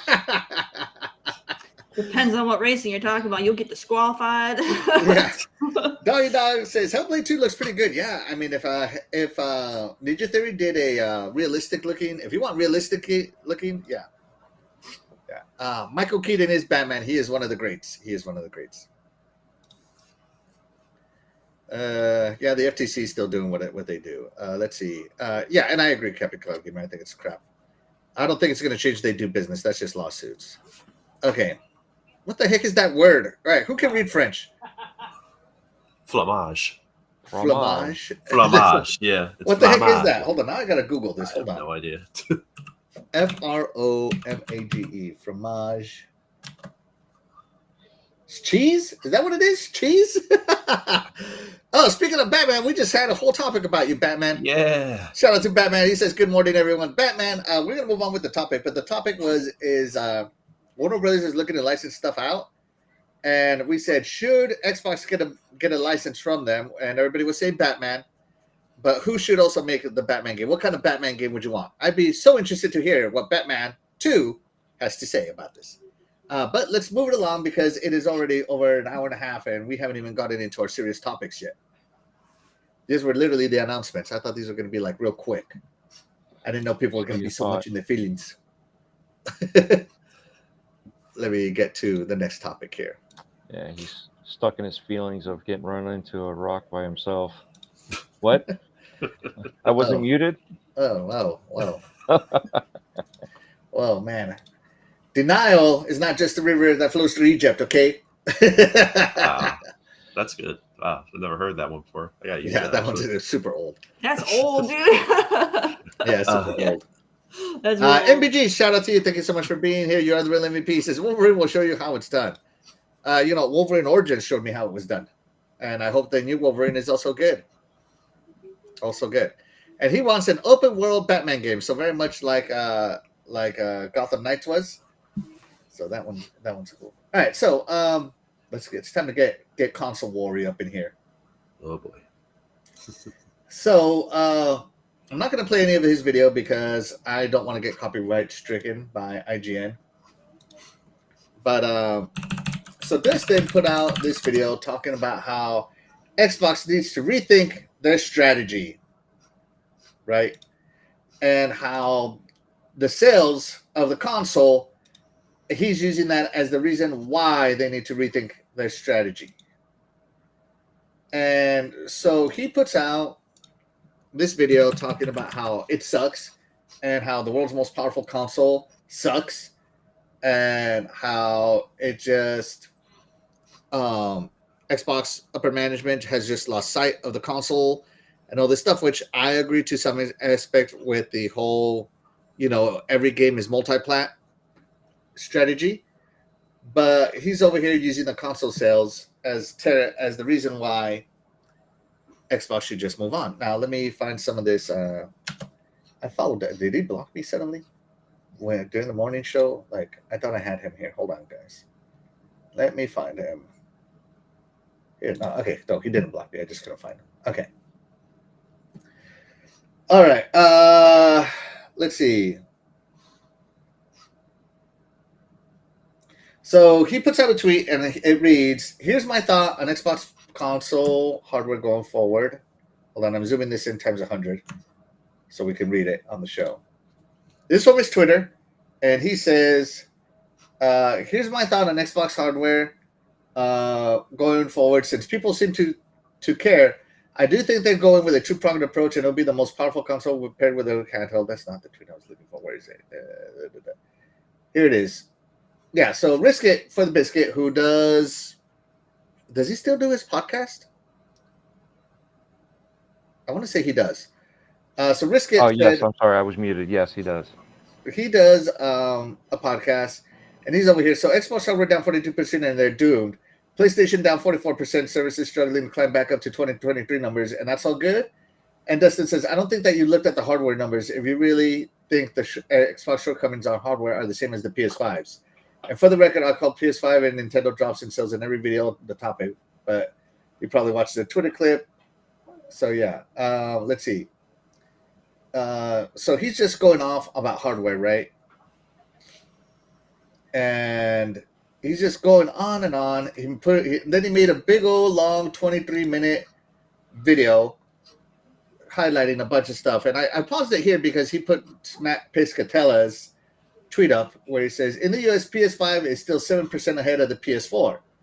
Even Xbox Series, for all its known challenges, is holding close to Xbox 360 lifetime date sales. So no, the console market isn't doomed." Sheesh. So Matt Piscatella, who is, think what you will at him, but he is a pure numbers kind of guy, right? Is going off on it. So Dustin has been saying that Xbox needs to do something, that their approach sucks, and that the brand is basically doomed and gloomed. But I don't know about you guys, but since 2013, the people over at IGN, the Collins back then, the Pat McAfee, Dustin, who has been with IGN for a long time, since 2013, they've been hating on Xbox and driving this Xbox's awful narrative the whole time, right? In 2013, 900p. Xbox has no games. Kinect is gonna spy. What about your privacy? What if I'm playing games naked? The Kinect is gonna see me naked in my living room. My privacy. What else did they say? Blades of Grass. On Red Dead Redemption, the PS5 has 3 more blades of grass than the Xbox version does. And now it's about console sales. Oh, it was Xbox has no games, and now that Xbox has all the games, it's like, console sales are down year over year, literally for everybody. But doom and gloom Xbox. IGN has always been on this negative Xbox train, and this is no different. Dustin is just doing what he has professionally done his whole life, I'm assuming, right? Because I only know Dustin from IGN. I don't know if he worked anywhere else before that. I'm not going to look at his LinkedIn. I'm not going to stalk him like that. But this is very much on brand for IGN. right? Is the whole Xbox doom and gloom thing, and I don't think so. Xbox had just announced they have 500 million active users. They announced profits through the roof, but somehow, hey, console sales, the one negative thing in the whole report, they're like, oh, doom and gloom that one. And it just makes me, it upsets me. And I was telling this story in the green room when I graduated college in 2014. I was like, all right, now I can play my Xbox that I got as a gift that I haven't had time to play because I wanted to graduate. And so I got onto the gaming websites at the time, GameSpot, IGN, all these Polygon, all these places I normally went to back in the day. And I couldn't find a single article to talk positive about Xbox for like 2 weeks. I looked.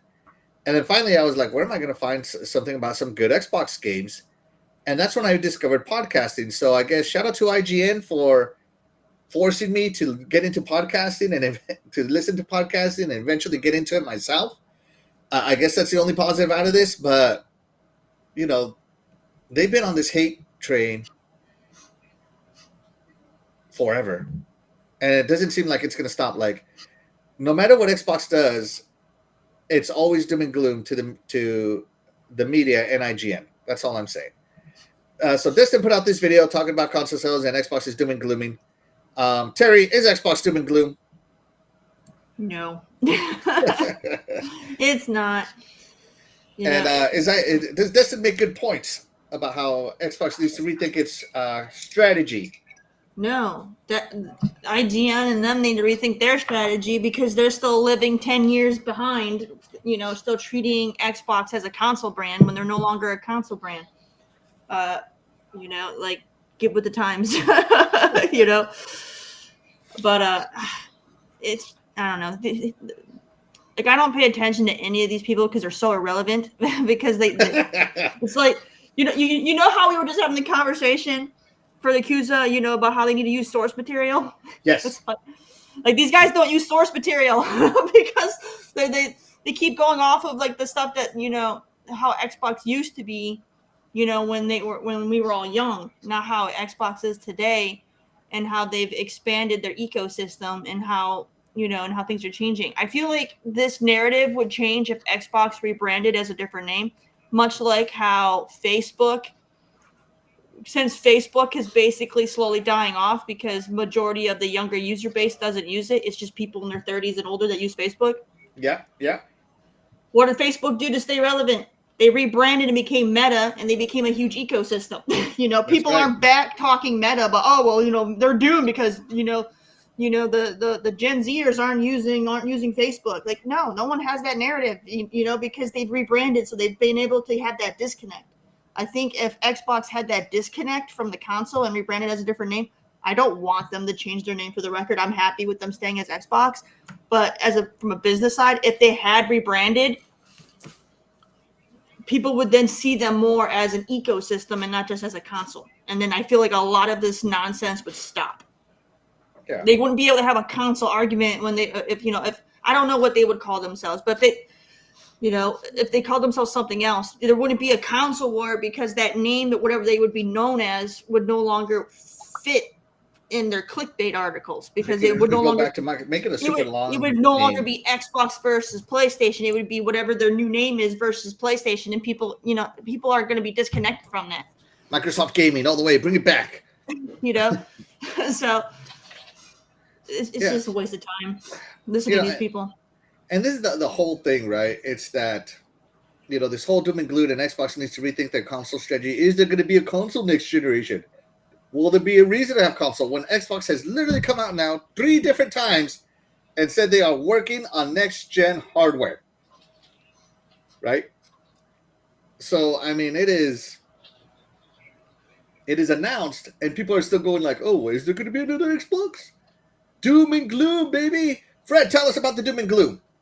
Well, I will say this, even though I haven't been around for a long time, but I've been a fan of Xbox for that was my first console, not my first console, obviously, when I was telling you, before in the green room, GameCube was my first console, but I gravitated towards Xbox more because like I didn't have a PlayStation growing up. My brother had one, and I used to always play Xbox all the time. Like I went from the Xbox to the 360 to like I went through all the cycles, and it's sad seeing like like IGN just talk crap about Xbox all like the time. Just like something that I know and love and everything. I just hate seeing it like on there, just like oh boo boo. Da, da, da. I'm like, oh my gosh, just shut up.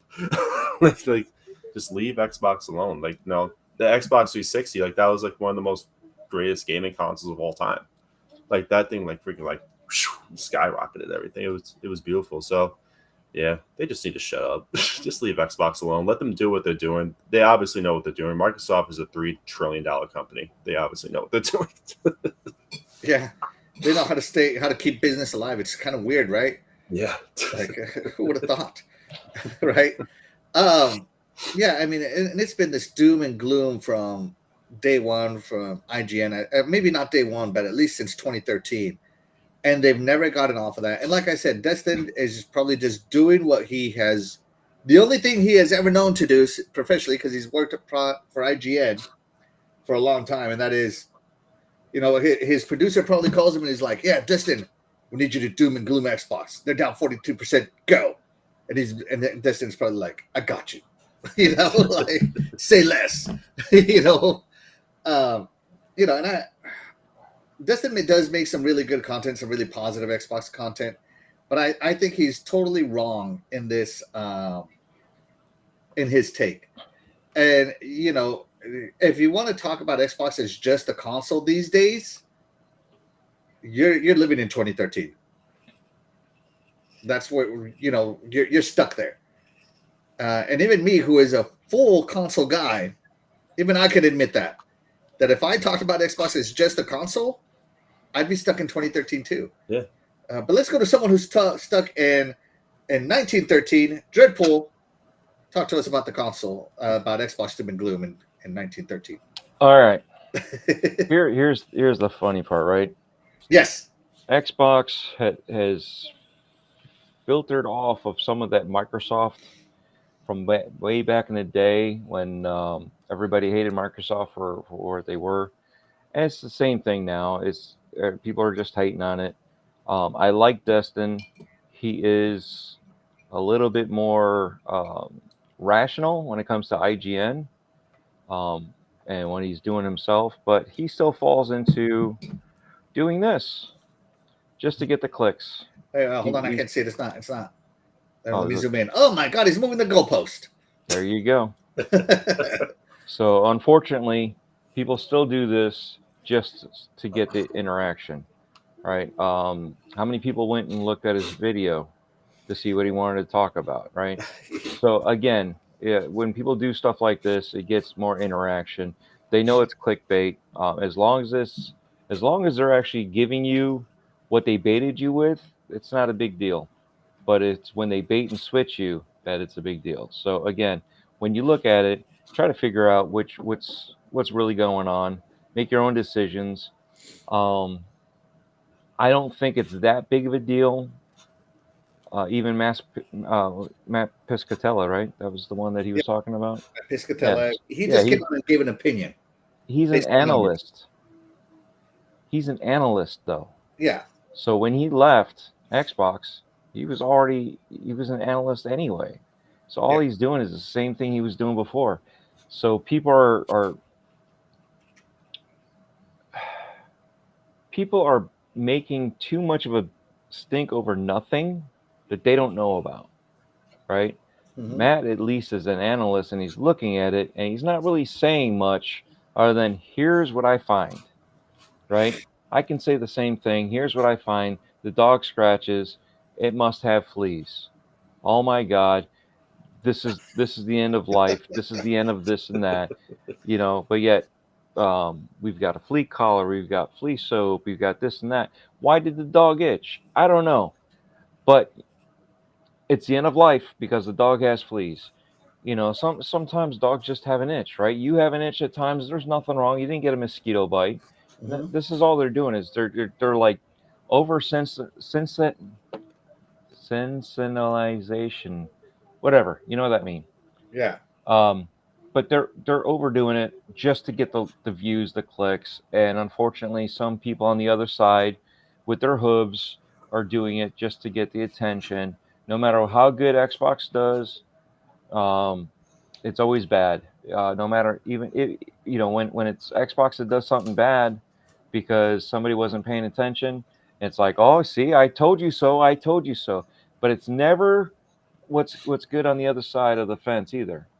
So it is what it is. Take it as you will. It's not going anywhere. We've already predicted that there's going to be a handheld. There's going to be a newer, powerful system that's coming out. Consoles aren't going anywhere just yet in the way that we know. It'll be another. This next generation will be like the last one as we know it, and we've said that for years. They're going away from what we normally are used to, but you still cannot have ease of access like you do with consoles, right? So if you have the Fire Stick, if you have a TV, if you have, you know what I mean? Anything that allows anybody to just push play and you're in the game. Yeah. That's you can't do that with PC. Trust me. Trust me, you really can't. You can't. You want to do it with PC. I mean, you'll get there's no better such thing as graphics. plug and play. That is a PC lie. Right. It's gotten better than it ever used to be. It used to be horrendous. It used to take days just to get a game set up. You know what I mean? And that was just to get it to play. Now you can get it to play, but if you want it to be perfect, because back in those days you didn't have the matchmaking that you need to have for quick action and everything. You didn't have Halos and CODs and everything that needed to be precise, quick, Valorant and what was it, a Counter-Strike, where you had to have the speed. Now, back in those days, we were playing. We were just happy it ran the game. Yeah, but we were playing Warcraft and Starfield. Games like that, we were playing multiplayer, where the speed didn't really matter as much because you still had to wait for characters to get to the positions. Command and Conquer, same thing. The tank still had to roll across the field to get to where you wanted to do. So you're able to like do multitasking and say, okay, you go here, you go there, and do stuff like that. The online shooters weren't as big as they are now, so again, it's a different demographic than it used to be because, again, the technology is totally different. Yeah. And where we're headed is going to be different. But you still have to have that plug and play for people to get in. What's the next plug and play that we have right now that people are able to get in? Cell phones. Cell phones, baby. Yep. So yeah, and again, and you have a youngin in your house, like we hate loading times, but I bet you we don't hate him as much as she hates him. Oh yeah. Like we are in the generation of convenience of right now. I want it and I want it now, and why can't it be an app? Like that is seriously like my bank. I have a bank who doesn't have an app, and I think they're stuck in the past, and I'm about to leave them. Yeah, because everything has to have an app. We're in that era, and Xbox, if they were just still a console, their console sales would be great, but their business wouldn't be. You got to future-proof your business, and again, Microsoft, $3 trillion, they know how to do it. I have a bank that's not even. There's no physical bank. Oh yeah, okay, yeah, that's a future. That's the future right there. Yeah, I've had this account for SoFi doesn't have 20 years. Branches, right? Over 20 years, I've had this online bank that has never ever had a physical location. Wow. Yeah. So, and that's my whole point, right? If you focus on 2013 topics, if you hold Xbox to the 2013 metrics, I guess it looks bad. But if you hold Xbox to the today metrics, the things that make money today, they're fantastic. Yeah. As much as someone like me might hate it because I am full console exclusive, guys, you've heard me say, I want my console exclusives. I think they matter, but I think they're going away and I hate it. And I'm kicking and screaming as they're taking them away from me. But I make no excuse that, I am stuck in the past with that, right? At least I can admit that. Whereas I feel that journalists, because they work for journalists, because they work for the industry and because they've talked to industry people and all this stuff, they feel that they're beyond, that their opinions are fact, right? Yeah. And the truth is, it's not. that's not true. Like just because you can write an argumentative article doesn't make it a fact. Because people can write argumentative articles going the other way. They just choose not to because it won't drive engagement. Right. And of course, I'm not a writer, so I can't do it, but maybe somebody can.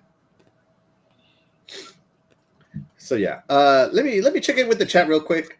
Fastback. Xbox Game Pass software ecosystem is greater than Sony hardware. Absolutely. Let's see. Destin built a PC dressed like he was going on a date once. That's all you need to know. I didn't see that. Axel only plays Game Pass naked. Man, when you got to feel everything in the game, you got to feel it. Let's see. I don't want to know what game. I don't want to know. Destin has been defending Xbox for almost 2 years. He makes one bad take and he's against Xbox all of a sudden. No, and I said that he's usually a pro Xbox voice, but I'll give you an example here. And he put this on his Twitter, so I'm not just making this up. When he wrote his negative Xbox piece about hardware and Xbox rethinking the future of this and whatnot, his channel went viral on that point, and he has an almost plus 2,000% subscriber increase in 7 days. So negative Xbox doom and gloom sales. And he's going to lose about half of them. Oh, he might. Again. He might. You never know. Or he might see the numbers and be like, whoa, I must start hating on Xbox for my clickbait. Whatever works for him. Let's see. The dealer says she's busy building Legos. Nothing wrong with that. And yeah, she's putting together a Lego bouquet of flowers. Oh, I've thought about getting that for my wife. Those are pretty cool. Legos. I give her credit. I can't do Legos. Like I suck. Really? I suck with Legos. I suck, but I get distracted way too easily. I love Legos. You can't see this here, but I have like Legos and Halo Mega Constructs and all this other stuff. I mean, I love it. All right, let's see. Consoles are not the focus for the younger generation to game on like in the past. Absolutely. Nintendo is the exception, and PlayStation is doing well, is going way of Xbox, shifting multiple devices. Platforms to put their game. I'm sorry, like maybe punctuation's not right, but I don't understand the statement. Nintendo PlayStation's going the way of Xbox. Okay. Shifting to multiple devices. Yeah, absolutely. And, as they should. I mean, we are in the right now generation. The era of convenience. If I have a piece of technology, why can't it? What is stopping this piece of technology from doing what everybody else does, right? Yeah. Let's see. Doggy Dog says, trash take by Destin. Xbox won't get rid of consoles and lose that storefront. Absolutely true. 50% of the Xbox revenue right now is still coming from console storefront. According to rumors. Again, no official numbers from Xbox, but rumors. From sources I trust. Including Destin. Destin is a good source. I just think he had a bad take. Let's see. Fazal says, it's not doom and gloom for the brand as a whole, but look at the numbers. They are up to 500 million users, even with a decline in hardware, meaning the hardware is becoming unimportant to their strategy. Yeah, younger gamers don't care about consoles. Just throwing it out there, man. They don't. If you have young kids, most of them aren't asking for consoles anymore. They're asking for cell phones. They're asking for tablets. They're asking for PCs. Consoles just aren't on the wish list anymore. A device that can only do one thing really isn't on the wish list anymore of younger people. Am I wrong in that statement? I mean, I would love my consoles. I'll always love my consoles, right? I think console gaming is amazing, but if you talk to someone that maybe is Dreadpool's age or maybe a little older than Dreadpool, I'm sure they loved arcades, and they thought arcades were going to be the future and forever, and they wanted arcade machines in their house.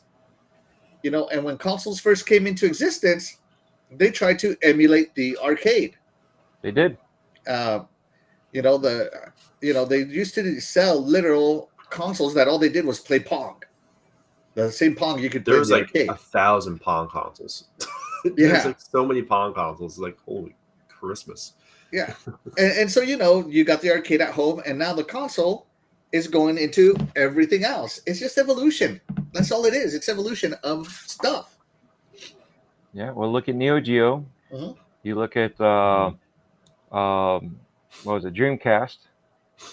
They finally had arcade level fighting game Virtual Fire. Yeah. Again, so stuff transitions, but then from that transition, new things arrive and are created, and then those things get transitioned over somewhere else. And again, and it's just a cycle. People don't understand that these cycles happen, and change will always happen. And we as creatures of habit refuse to change, and we still hear how Xbox sucks from 2013. It's been over 10 years now. Oh my God. So it's not one thing, it's the other. I mean, it's that whole show it to us, Dreadpool. What do they do? What do they do? I'll tell you what they do. Yeah, all right. 900p, Dreadpool. Oh, no, now it's not 900p. Now it's Connect. It's going to watch you while you're naked. Your privacy, Dreadpool. Oh, no. Now it's not Connect. Connect got taken out. Xbox has no games, Dreadpool. Well, don't forget, Connect was watching your privacy, but yet we use Alexa. Yeah.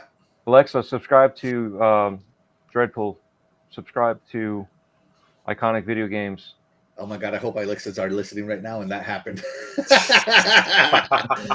Let's see. Now it's like, console sales, Dreadpool. It's always the same doom and gloom. It's something, Blades of Grass, Dreadpool. I'll never play on the phone. Yet they're playing, Angry Birds. They're playing Candy Crush. Oh yeah. Those aren't gamers. Mobile gamers aren't gamers, Dreadpool. And now look, all the companies are going after the mobile gamers more than they are the console gamers. I mean, it's like, it never ends. It never ends, man. No. The Game Pass app. I use the Game Pass app. I play on the Game Pass app all the time. Let's see. Distant, like many other ignorant journalists, will continue this farce BS to keep up views. Yeah. They will AI all themselves price hikers. Oh, price hiker box. Yeah. Let's see. Yeah. Microsoft also said Windows 10 was the last version of Windows. I'm on Windows 11. And they're working on 12 right now. Yeah. Let's see. Let me see. RWK, I'm not going to put that on there, but I think that's funny. I'm not going to put it on there, but I think that's funny. Why would they lose money on hardware and R&D if the numbers are up in users with a massive hardware sales decline? It's not a hardware sales decline. It's not like suddenly 43% of people sold their Xboxes. It's just we sold less Xboxes this year than last year. And guess what? Next year, they're going to sell less than this year. And guess what? It's as things get older, they just sell less. Hence why you have generations. It's not just that, though. Money is not going as far as it used to, right? So if you think about it, Beck and I were just talking about it in the stream previous to this. By the way, I want you to know I was streaming, which is why I was late. And I redirected everybody as soon as my stream ended to your channel here. Yeah, I saw that. To the show. So, but we were talking about traveling and stuff like that. And again, I don't have the money right now to be able to say, hey, let's go to Chicago and meet up with Back and Cerebral Paul at a convention. I'd love to do that. But again, I have to watch where my money's going. So who's got the extra money? Which is why Xbox went with the two-prong method of the S and the X. So hopefully if we can't get them here, we'll get them over there. Or, oh, wait, we'll sell them an $80 Fire Stick with a controller and you have cloud access. You know what I mean? So they're finding out ways to get you because people are saying, this is just too much. I can't figure out a way to put this into my bills and into a cycle because, people are moving in with other people. So you're moving in with friends or family. And you have multiple households in one house because of, at least here in Florida, because the the price increase for housing is astronomical. Yes. So if you didn't already own a house, you're screwed. You got to figure out how to make a life. So stuff like this for a console, this is a choice. So some people just can't make that choice to be like, hey, you know what? I want to buy the next one, or I want to upgrade this one here, or I want to buy my second one so this way both of my kids can play, or I can play with my kids on 2 different consoles. People aren't able to buy multiple consoles anymore. Yeah. Let alone the first ones. Yeah, agreed. And everything, why would I need to buy a console when I can do it on my phone? Why do I need to buy a console, a single-use device, when I can do it on my PC? Stuff like that, It's just people want their money to go further, right? So let's see. Xbox has always been Destin has always been Xbox positive, though. He has, for the most part. Yes, agreed. Destin defended Xbox during the whole ABK court hearings. He did. Yep.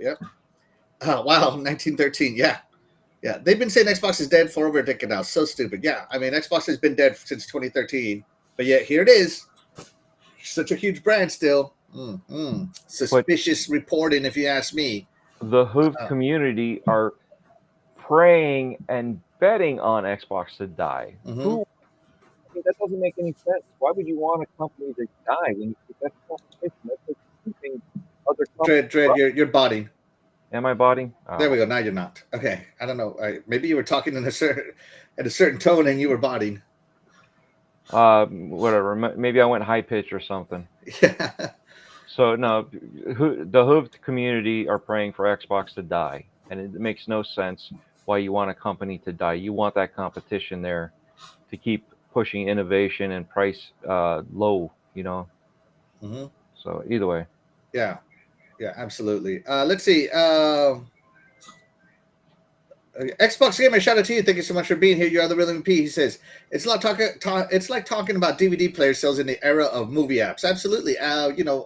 Perry from the Game Complaint has recently said he sells DVDs and he can't get rid of them. Nobody wants to buy them. Nope. So yeah. And this goes into Harry Balzac. If Sony did PC day and date and PS Plus day and date with all their games, PS5 sales would decline too.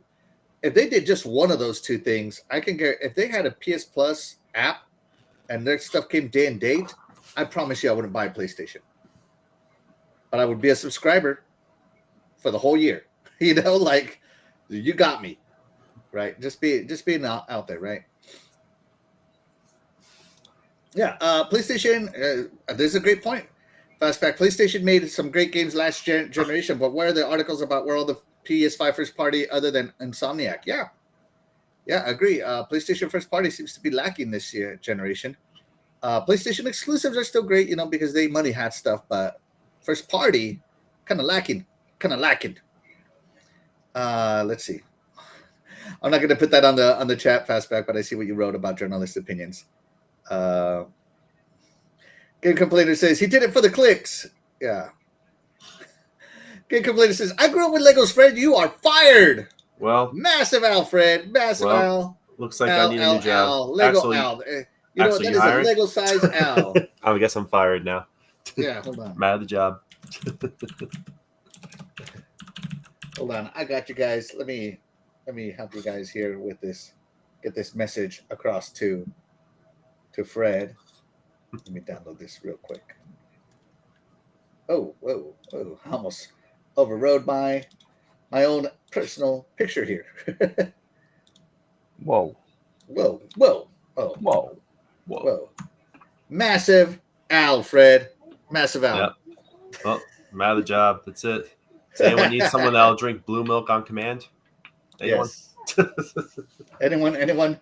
Anyone who will drink blue milk for 100, feel free to apply. Yeah. Let's see. For free. So let's see. Lego flowers are great. Yeah. Sorry, guys. I'm trying to get the show on because if I read every chat, we'll never get through the whole show. Read faster. Wacko Game says, I just want Destin to admit he's on YouTube for the money and not for the hobby. I don't know. I think he does pretty good. Let's see. Axel, Microsoft puts those low sales numbers out on purpose so the shareholders agree it's time to ditch the hardware because of its high cost. It's a game Microsoft always played even outside of the Xbox brand. I mean, the Surface sales aren't looking great either. I mean, yeah. The Surface sales aren't doing great either. Let's see. It's because they're overpriced and using last gen hardware. Graphic God, I'm mad that Telstar Marksman a Pong clone. Okay. Oh, I had the Telstar Marksman. Okay. Sorry, I got it now. Yeah. Sorry, it's hard to read fast when people don't type correctly sometimes. Let's see. Moving on. My Alexa is connected to the Wayne technology. I love it. As it should. Yeah, let's see. Do you guys believe Xbox will have Indiana Jones content at D23 Expo? I don't know what D23 Expo is, man. Sorry. It's Disney 23 Expo. Oh, no. Let's see. RWK, I have cream cheese bottles in my utility belt. Kids, we have one child. Where the hell is this other kid and who is their mama? Death Dealer, I know that maybe you don't know this, but maybe Dread does know this.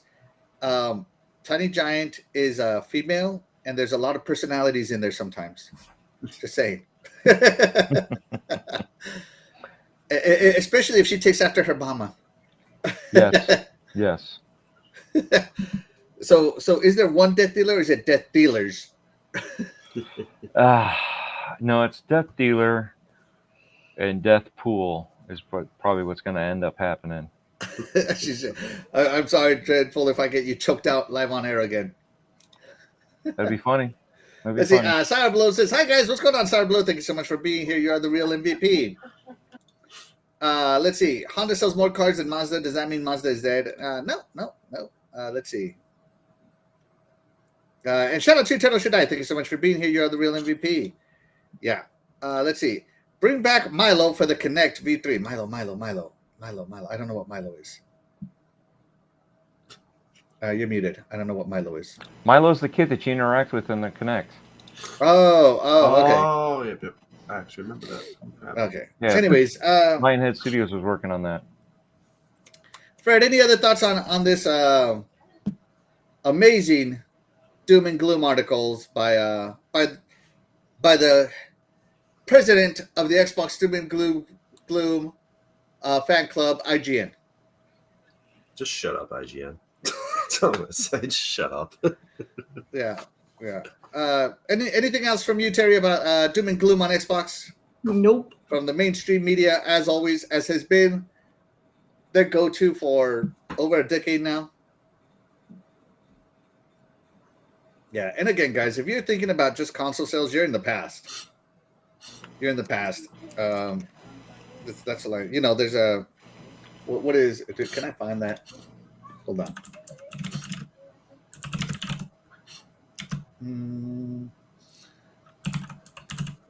Let me see if I can find this. Yes. I found it. Hold on. Give me 1 second. Wrong button. Hold on. Here we go. Give me a second, guys. So for all of you guys still in 2013, I got one thing to tell you guys. I only got one thing to say. Oh my God, and they're muted. Live in the now. Live in the now. Love that.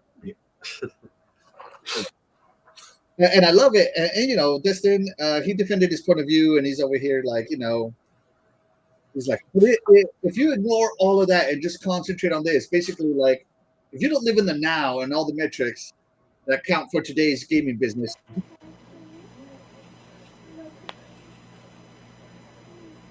Right, man. That just, I don't know. I'm sorry, Destin. I like your content. I do. I'm a subscriber to your channel. I think you're fun and you do a lot of good stuff, but I just think you're completely wrong in this one. Right? He's being a hypocrite. Don't listen to him, Destin. I think he's wrong. I think he's wrong on this one. All right, and that's my opinion. because I'm not a journalist. Everything I say is opinion of me and me alone.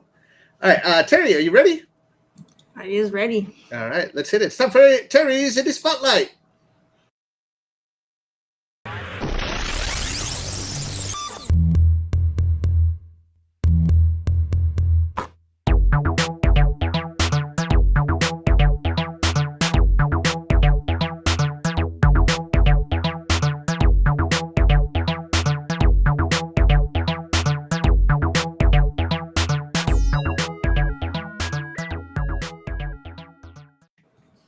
All right, everybody, welcome back to my Indie Spotlight. I hope you guys are having a fantastic Sunday. I got another great game for you guys. This game came out just a few months ago, so it's new in the gaming scene. So I want you guys to check this out. This is PC only, however, so you got to give PC some love because they tend to love the indie devs a lot more. They're easier to work with. But we're going to go ahead. I'm going to show you some footage. I'm also going to be posting a link in the chat if you want to purchase this game. The devs gave me this link so they could track sales. I do not earn a commission off of this, so don't think that if you buy the game, I'm going to make money. I am not. This is 100% just for the devs to track sales. So go ahead and pick up the game if you enjoy what you see. Let's do it. Let's go.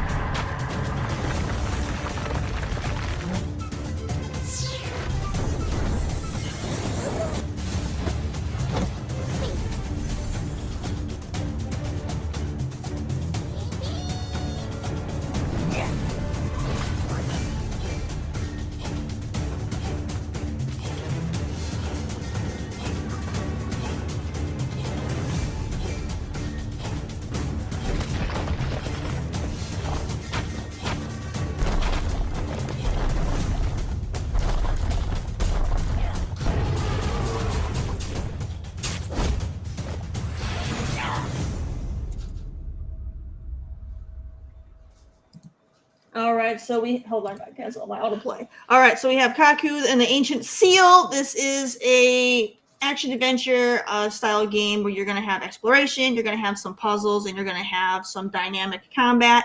You're going to be able to have some fun, you kind of create your own play style because there's going to be different skill, branches that you can put things in to make the game suited to your style of play, and they kind of just showcase the different environments that you can play in. You have like your lava mountains and your dragon bone deserts and your swamps and all the different kind of biomes you would think to get within any kind of action RPG or action adventure game. So go ahead and check it out. So it's going to take inspiration from games like Zelda, Kenna Bridge of Spirits, Tag and the power up of Juju, things of that kind of nature. So yeah.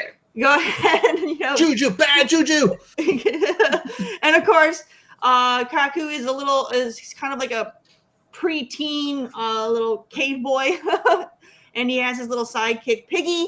So you go ahead and play and have some fun. The devs have been dropping updates on this game like crazy, constantly fixing the game and making it better. And it's only $25. And again, use that link right there that was posted in the stream. And you can go ahead and it'll take you directly to the Steam page for that game. All right, so go ahead and check it out. Check it out, everybody. And of course, shout out to the devs for supporting some of our panel members with a personal link. That's kind of cool.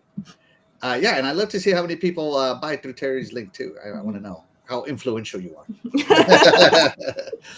Let's check in with the chat. Shout out to Ty Juggle. Thank you so much for being here. You are the real MVP. He says, morning, Bugs. Morning, Titan. Thanks so much for your late night 2 a.m. notifications of Smite. I appreciate him. No, I saw that you're doing great, actually, though. I saw that you were doing great on your subscriber account and stuff. That game's still around? Yeah. And Titan, are you still ranked number 1 in the world Poseidon play or whatever it was you were? He's number 1 because he's the only one. Oh, let us know. Sourblow on our previous topic said Xbox is dead, making more money, having more studios with a large roadmap of games coming soon means it's dead. Yeah, I agree. Sourblow makes sense. Let's see. And for those of you who are interested in what D23 Expo is, it is they did the first video game of Marvel 1943, Rise of Hydra. Disney also has huge plans for cloud gaming inside Disney Plus. Oh, there you go. Everybody's getting into cloud infrastructure. That's expensive. Huh. Yeah. Go figure. Yeah. I know. Weird, right? They don't need a console. Amazing. Let's see. All that neon green really brings out Dread's eyes. Let's see.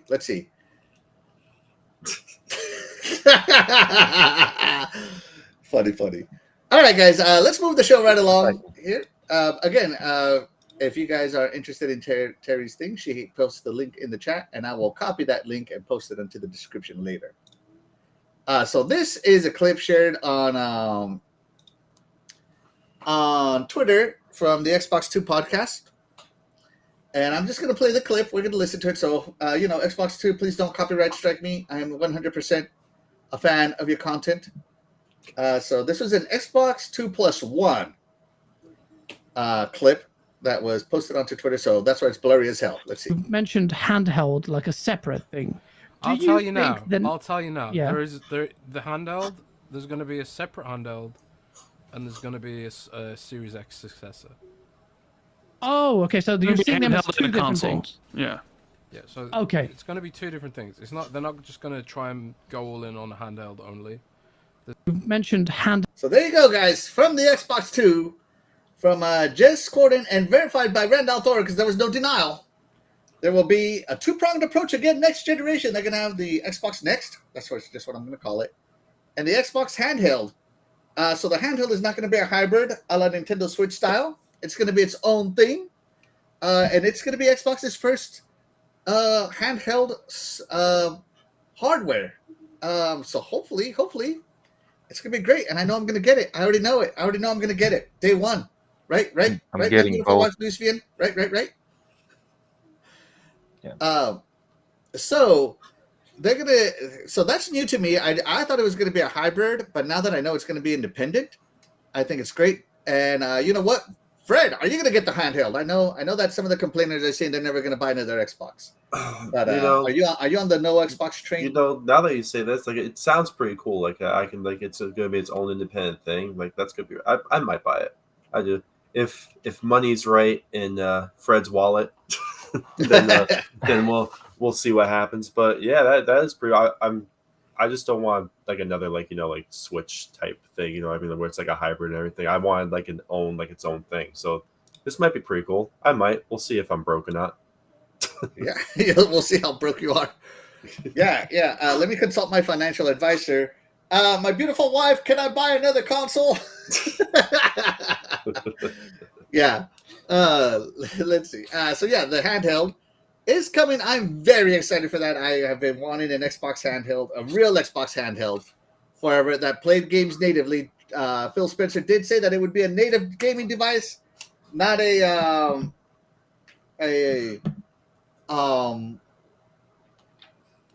cloud device. So that's super cool. Super cool. Looking forward to it.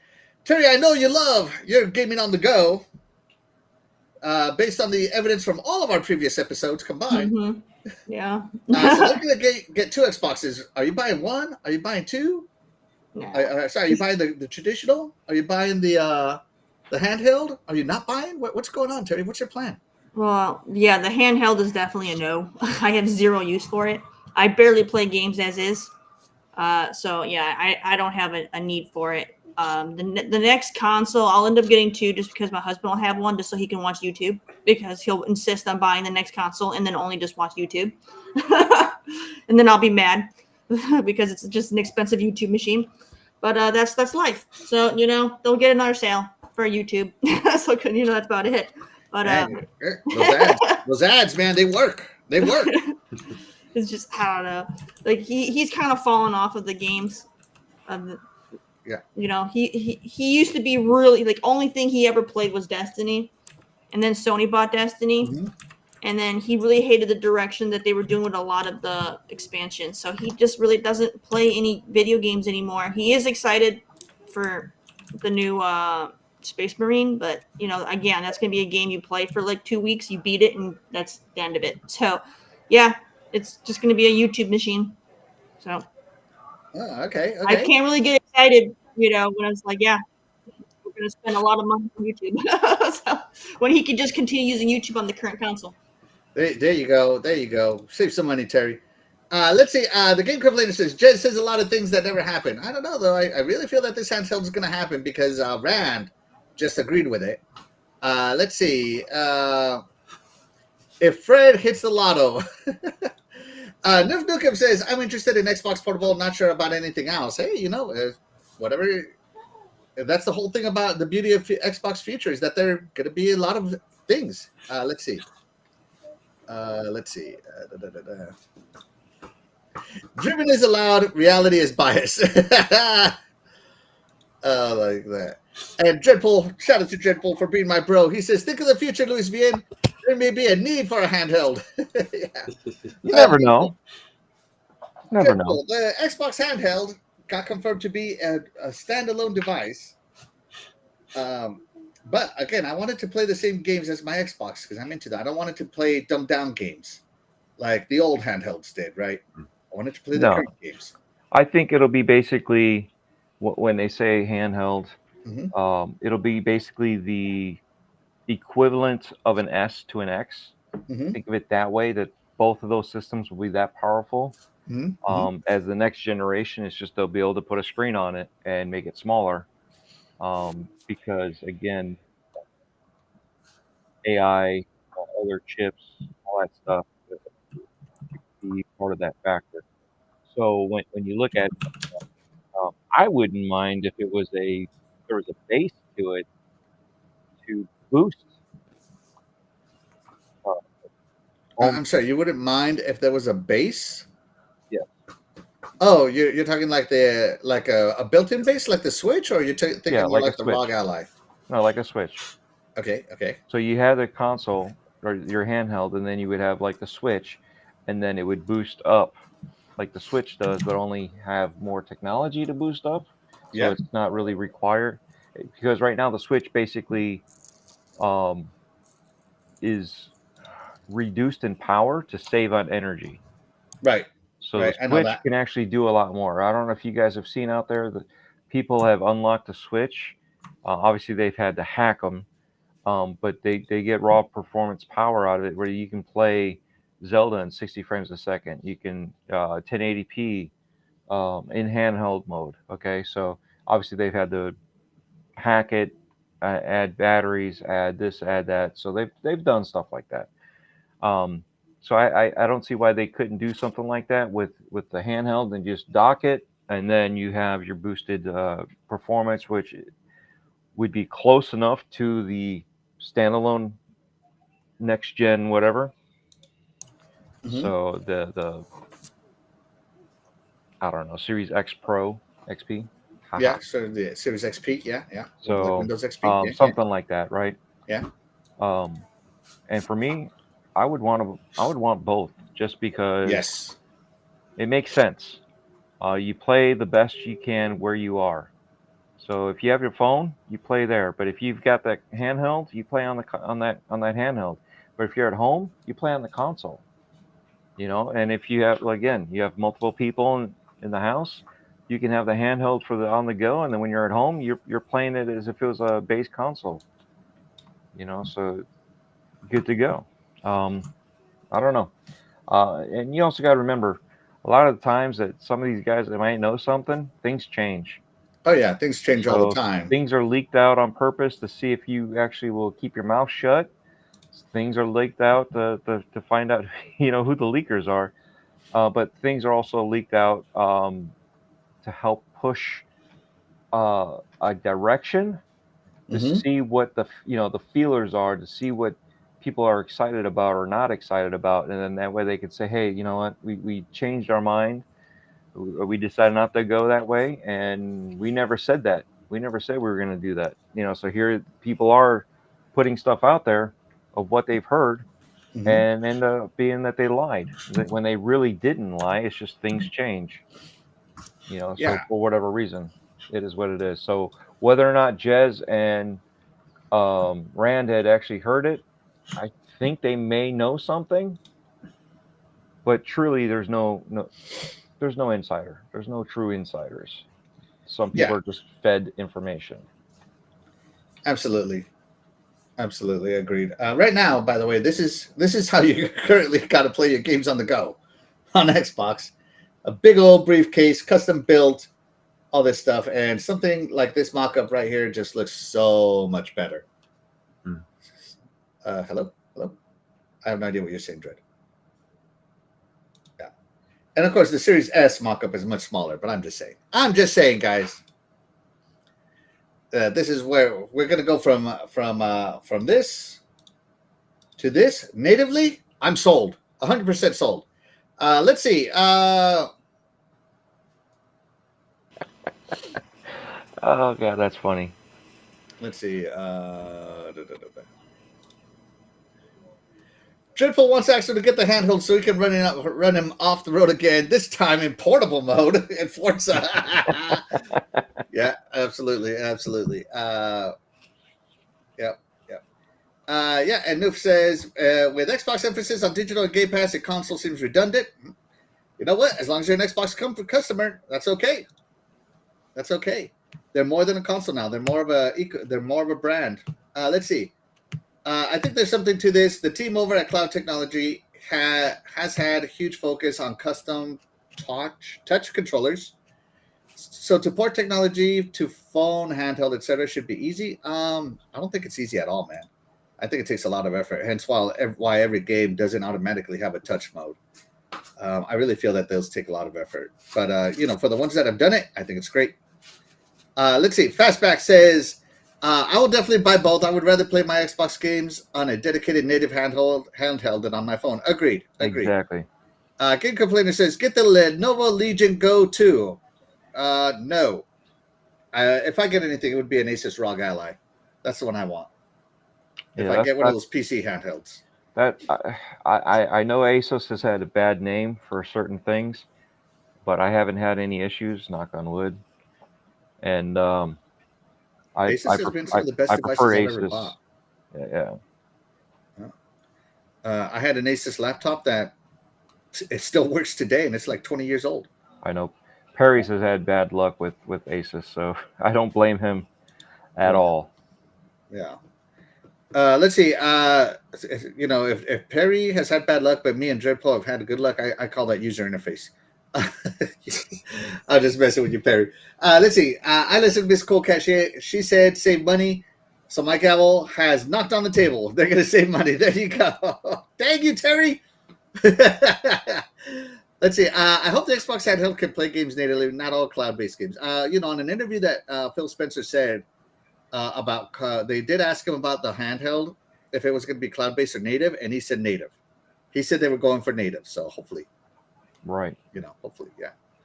Because if it's a cloud device like what was the cloud device? The LG Cloud or something? The LG Cloud Go or something like that? Yes. Whatever it was called. I see no point in buying that because I already have something here that can do the same thing. Web Dave bought one right away as soon as it came out. He loves playing on it. But again, it's great. Again, you have to be, the proper place. Yeah. I'm sure it plays great, but I'd rather just play on my phone. Just saying. Let's see. I think I would play in cloud and might buy a PC, but now I can play GeForce Now through my cable box. But hey, I know I'm talking about cloud gaming much, but I do like my Xbox console as well. Hey, there you go. Let's see. Fastback, my 11-year-old would rather play on handheld. There you go. All right. So speaking on that, I just asked Tiny Giant if she wants a handheld Xbox or a console. And she first said console. And I said, are you sure? Because you want to switch like Xbox? And she's like, yeah, I'd like one of that. And then she kind of, can I have both? There you go. Oh, and we all know Death Dealer has a soft spot for Tiny Giant, so make sure you buy her 2 of each, Dreadful. I'd have to buy Death Dealer one for herself to have her own version. Yes, I would have to buy 2. Yes. This is why I can't go nowhere. Absolutely. Wacko Game says Xbox handheld can't just be streaming, must allow game installs. Yeah. Agreed. Let's see. All right. And yeah, they're more of a brand new. That's just the direction they're going, man. And you can live in the now, or you can live in 2013. We just finished talking extensively about that. They said the same thing about memory cards versus hard drives. Yep. Why do you need a hard drive? Why do you need a network adapter? Yeah. So, either way, futures among us. We're not defending it. Yeah. Let's see. And Game On Jesse, shout out to you. Thank you so much for being here. You're the real MVP. Said Xbox ecosystem has triple the players Sony does. Yeah, they did announce the 500 million, like I said earlier. So yeah. All right, let's move the topic right along here. So, before we move on though, Terry, we did ask the chat if they were going to buy an Xbox handheld or console. Seeing as it is a brand, you get Xbox everywhere. Where do gamers want to play their Xbox? 68% PC Master Race. That's right. Shout out to my PC Master Racers out there. We are the best. Yeah, 15% console only, and then 7% said handheld, and another 7% are willing to do both, and that was 25 votes. I'm actually surprised at how many people want to just go PC and not even bother for the next gen. PC, there's no exclusives. PC gets the best of all. I mean, technically. I mean, there's a lot of PC Officially, they get the best of both worlds, right? Both Team Green and Team Blue, and unofficially, they get the best of all three, including Team Red. Yeah, but I would say PC has the most exclusives because there are thousands of games that don't come to console at all. Mm-hmm. Right, but and here's the funny part, right? The number one PC exclusive is the best cheaters. The best cheating happens on PC, no matter what. Right, and here's the funny part, right? So if we're talking about the, we want consoles. Look at literally in just this poll alone, more people would rather have a PC than a console, no matter if it's a handheld or a stationary. So again, you're looking at it. More people are choosing out of a console. Yeah, and Xbox was saying that they're going to bring the games to where the gamers are, and just based on this poll, the gamers are on PC. And I like the way Xbox does it, especially because they have the Xbox Play Anywhere, where you buy it once, it works on your console, it works on your PC, and hopefully in the future it'll work on your handheld. So I do like the way Xbox does it, unlike other teams who you got to buy an individual one for PC, you got to buy an individual one for console, blah blah blah. So Xbox is still the most friendly brand if you're a transitional gamer, such as some of our panel members, like Fred, transitional. Yeah. Gamer. And I voted. I'm in the minority. I voted that I'm buying both. So think about that. I'm in the minority that I prefer. And the 11-year-old here also decided she's in the minority of voting both. Oh yeah. So I've been a PC gamer since I discovered PC gaming, and it's definitely console can't hold a stream to it. Yeah. So yeah, just saying. Let's see. The chat for some reason is no longer scrolling on my overlay here, so I'm just gonna read some of these. Sorry, I can't put them on the screen, guys. Xbox Gamer says, "Is the handheld going to be an add-on device for the next Xbox?" No. Well, according to the video we saw. It's not going to. It's going to be a standalone device, according to the video, the rumors from Jess Corden. Let's see. And yeah, Noof says PC's a no-go for me. No-go for me. And, thankfully, Xbox is still making consoles, Noof. So, yeah. And that's the thing. I even talked to Death Dealer yesterday where I was asking her, I said, would you want to have be able to go to the PC to play games, or would you prefer console? And she's like, I don't want to deal with all that BS. She's like, I just want to sit down, push play, and go. So again, there's 3 of us that still are preferring an actual console. So there's going to be a market there regardless. It's just how they're going to implement a console version of a system. And I know Microsoft has been talking about, or Microsoft, Xbox, Phil Spencer have been trying to talk about merging PC and consoles. So you could take a piece out and then add a piece and upgrade it as you do PC, but it would be literally a plug and play as consoles. So you never know. I mean, Yeah, something can happen eventually. We just don't know. I mean, that plug and play hits, you have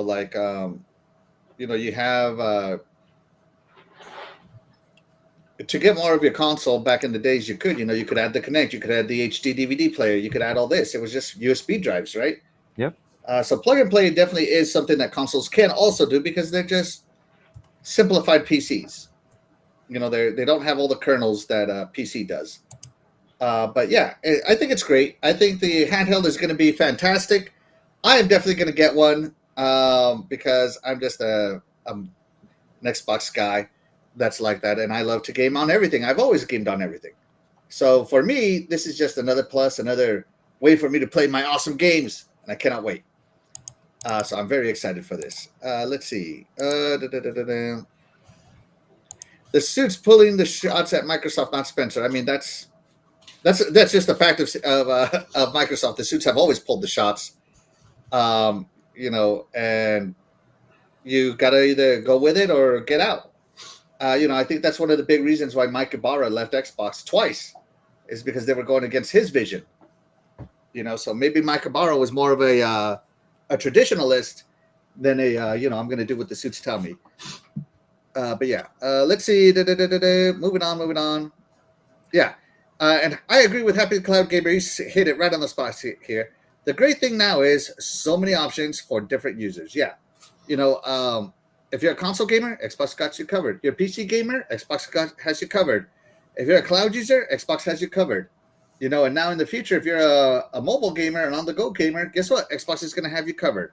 Again, this whole Xbox is just transitioning into a brand, not a console anymore. And they're dragging me with that, like the fact that they're moving for also increasing their third-party publishing legs. I am that's the one I'm against, but here I am still. So yeah. All right, let's see. And shout out to Milfman. Thank you so much for being here. You are the real MVP. Appreciate you dropping by. All right, let me hit the last topic. Oh, I'm gonna love this last topic. I already know it. Let me get things ready here, guys. So I don't know if you guys saw this, but in case you didn't see it, I'm going to put it up on the screen because it looks amazing. And I don't know why my thing is doing that. There we go. But Space Marine 2 had its gameplay review revealed. Let me up this because the resolution is not good. All right, there we go. So Space Marine Warhammer 40K Space Marine 2 got official review. Official gameplay videos. So this is not leaked. This is official with partner streamers. And boy, let me tell you, this game look great. The gameplay looks great. I'm going to let Terry watch this for a while. But this is basically Warhammer meets a Gears of War. The environments look fantastic. Stop. You can't say Warhammer meets Gears of War when Gears of War imitated Warhammer 40K. Like everything they had, they stole from it. It's Warhammer. Gears I said no take backs. You can't say meets Gears of War when Gears of War stole everything from this. No. No, I never even heard of Warhammer before Gears of War. It didn't even exist. It wasn't even This is invented at that way time, longer Terry. than Gears. Get out of here, dude. And look at you don't see that in Gears of War. You don't see people get stunned in Gears of War. They I mean, come on.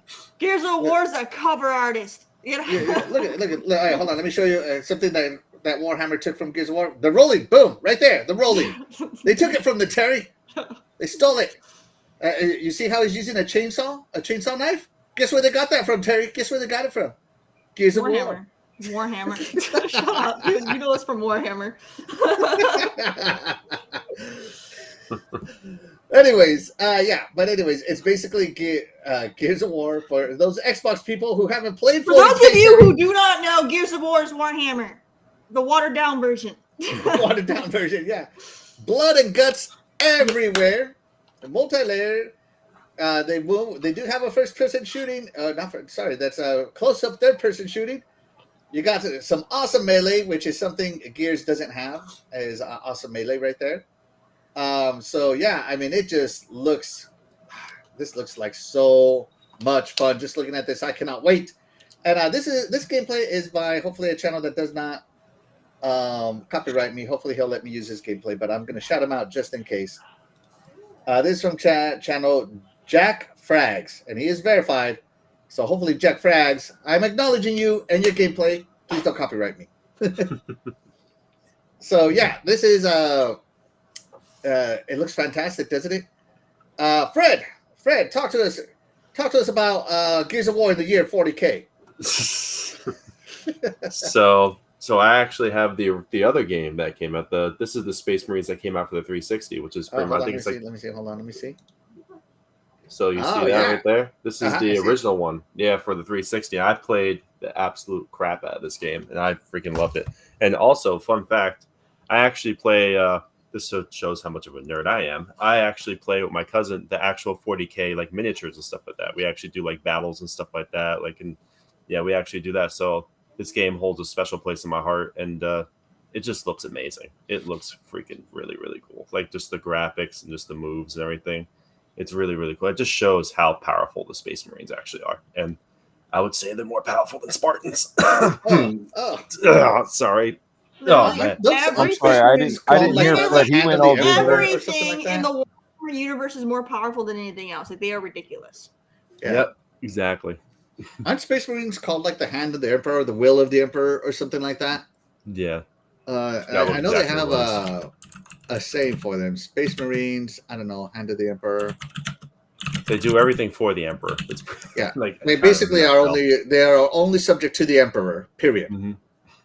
Like I know that much. The Emperor's hands. Yeah, so I was right. Okay, yeah. Yep. Yeah, they're called the Emperor's hands. Yeah. Oh, you mean for like Palpatine? No, the God Emperor in Space Marine, man. Never died. It's Palpatine, right? Yeah, it's Palpatine. Exactly. I mean, I guess it's the same thing. Yeah. There you go. So Space Marines copied from Star Wars and Gears of War now, Terry. Terry, Space Marine 2. I know you're excited for this game. Talk to us about what you see. I know this is your first time looking at it. What do you think? I think it looks really, really good. The one thing is I want the... It might just be an option where they have it fade away, because I know some games have the option, but I kind of want the blood to kind of stick around. Warhammer is one of those things where it's very, very brutal. It's a brutal universe. Everyone's slaughtering everyone. The universe is screwed. The whole universe. Yeah. Oh my God. Literally everyone is just in a constant state of just murder and slaughter. So you should, because you can see that over time his armor comes clean. So I mean, I'm hoping that's just a setting. Like I said, a lot of games do that. Some games allow you to stay bloody. This is one of those games where you kind of should be staying bloody, man. You're never not slaughtering. You can see blood in his armor right there. I know, but if he stops fighting, it goes clean. Away. So that's the takeaway. Is after a while it goes. So you're telling me that the Emperor should have washed his hands? No. What the heck is that? Or doesn't have Purell on standby? What's going on? All right. The Ultramarines, by the time they're done, they should have completely red armor. All right. So it's kind of like what's that one game like Dragons? Oh my gosh, what is that one? Not Dragon's Dog. You're thinking about Dragon Age, because Dragon Age had the setting where you could turn it to where you stay bloody all the time, and that's what I'm getting at. Exactly. Warhammer is one of those universes where you've got to be bloody all the time. But yeah, no, like this, I'm excited for this. Like, this is gonna be awesome, and because I just hope you should also, because you're fighting Tyranids, you also should get overwhelmed, because Tyranids just have mass number, like mass number. But your Ultramarine, because this is an Ultramarine, so your Ultramarines, they're like the best. All right, and so Ultramarines are like the Marcus, Spartans on steroids. They're like they're like Marcus. Okay. All right, so so it's just Tyranids have like the mass number, but when it comes, but they're nothing, because it's just the Ultramarines have power, so they can slaughter them. So like they so it's just they kind of even themselves out, because even though as powerful as the Ultramarines are, they just have the Tyranids just mass produced so rapidly. It's like it's just a never ending thing. And and like the Space Marines, they're basically bred to fight and never get tired. So it's just fight forever, and you don't fear death, and you don't take coffee breaks. It's just you live and die for the Emperor. That's it. There's nothing else. So it's just, as long as they can capture that, this game is going to be amazing. But right now, like there's not enough enemies here. So I'm hoping there's going to be certain areas where you bring just some orcs. Bring in some orcs. Like, come bring on. in everything. Because literally you should be getting hit by everything. But no, I want to see areas where you're just getting completely like ransacked by mass number. Think of like when you're playing what's the first person Warhammer game they have? Boltgun? No. Vermintide. Vermintide. Think of like that level when the Skaven, they just keep coming at you at mass number. That should be happening with the Tyranids. Just get completely piled on, and you gotta have your buddy or whatever, because I think this one's gonna have co-op. You gotta go in there and deal with the mass horde of of the Tyranids. Like, I want to see that. I want to see you get so overwhelmed in number. You know what I mean? That's what we need, because that's what should be happening. So they need to have that happen at some point in this game. Because right now for the game, because they're not doing like the campaign, because they're not allowed to show that. They're doing some other kind of like co-op game mode. Yeah, it's just gameplay right now. Maybe it's territories or something. So hopefully when we get to actually play the campaign, that happens, because that needs to happen. That's what I mean. Yeah, it looks much better than I thought it was going to look. Because before it's been mostly CGI trailers and close-up combat, but here's the guys actually looking at the skylines. You can see some of the stuff that is outside, because, like I said, the trailers have mostly been corridors and stuff. I mean, look how big the Space Marine is compared to this guy. It's crazy. Let me catch up with the chat real quick. Let's see. So Fazal says Gears of Warhammer. Absolutely. Let's see. Batman 2 says, I need the Hammer of Wars. I can't get rid of all these trolls on the internet. The Hammer of Dawn, yeah. Shout out to Legendary Yobi. He jumps into the chat. Thank you so much for being here. You are the real MVP. He says, no, Gears of War was heavily inspired by Warhammer. Warhammer is the original OG. If it wasn't for AH, Gears of War would not have been a thing. AH. Are you talking about that developer? What's his name? I forgot his name, but yeah. Let's see. Let's see. Space Marines work for the Terran Pyre. God, Ty Drago said, sorry, Space Marines work for the Terran Empire. Yes, I know. Yeah, absolutely. Ty Drago says, God Emperor Doom. Let's see. Let's see. Xbox Gamer says they put the 40K games on Game Pass except for the best one. Oh man, I'm just happy they put some of them on Game Pass, and I want to buy that Space Marine copy that Fred has. I'll give you $5 for it. How much was it? I don't even know how much it was. That game is so cheap. That game is so cheap now. Yeah, you just get it. All right, $5. All right, got it. Let's see. Funny enough, let's see. I bought it from Perry. Oh, there you go. Let's see. I think, let's see. Ty Drago says he saw two things that raised his hype levels: that Doom trailer and JJ McCarthy play yesterday in preseason. What? Oh, you're talking about the old school Dooms. Okay, sorry. All right, so anyways, Space Marine 2, Dreadpool. Did you play the first one, and are you hyped for this one? I didn't play the first one, but I did play Vermintide. This one here I would play. I would definitely like to play 4027 Gears of Warhammer. I think it would be really cool. Yeah.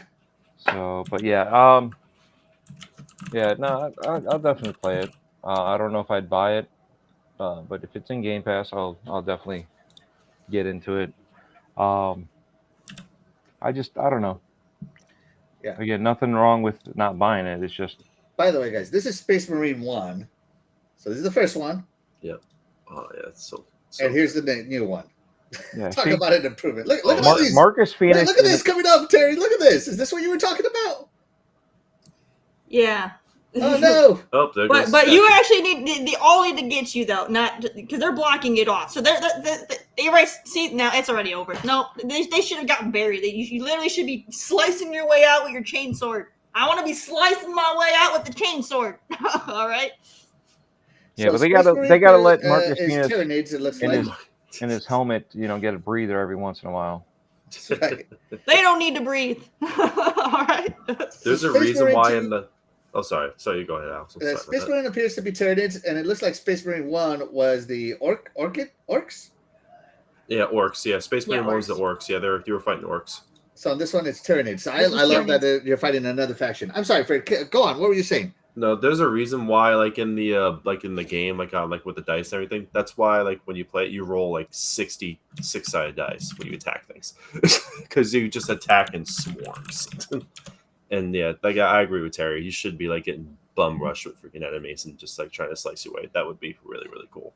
If this was based on dice roll, I would be dead immediately. I always roll like a 2. It's like a D20. Come on, D20. I roll like a 3. I mean, that happens. It's always my. I am not the. I'll never play dice, and I'll never play craps. And it's just not my luck, I have the unlucky dice roll hand. They're like, oh, blow up my dice. I'm like, do you want to lose? Let's see. Let me check here. Milkman says, I've never played Gears of War, but I do have Part 4. Which one is the best one in your opinion? Yes. That's the best one, yes. The thing about Gears of War is that it's more of an experience, man. Part 1 was a great introduction. Part 2 was...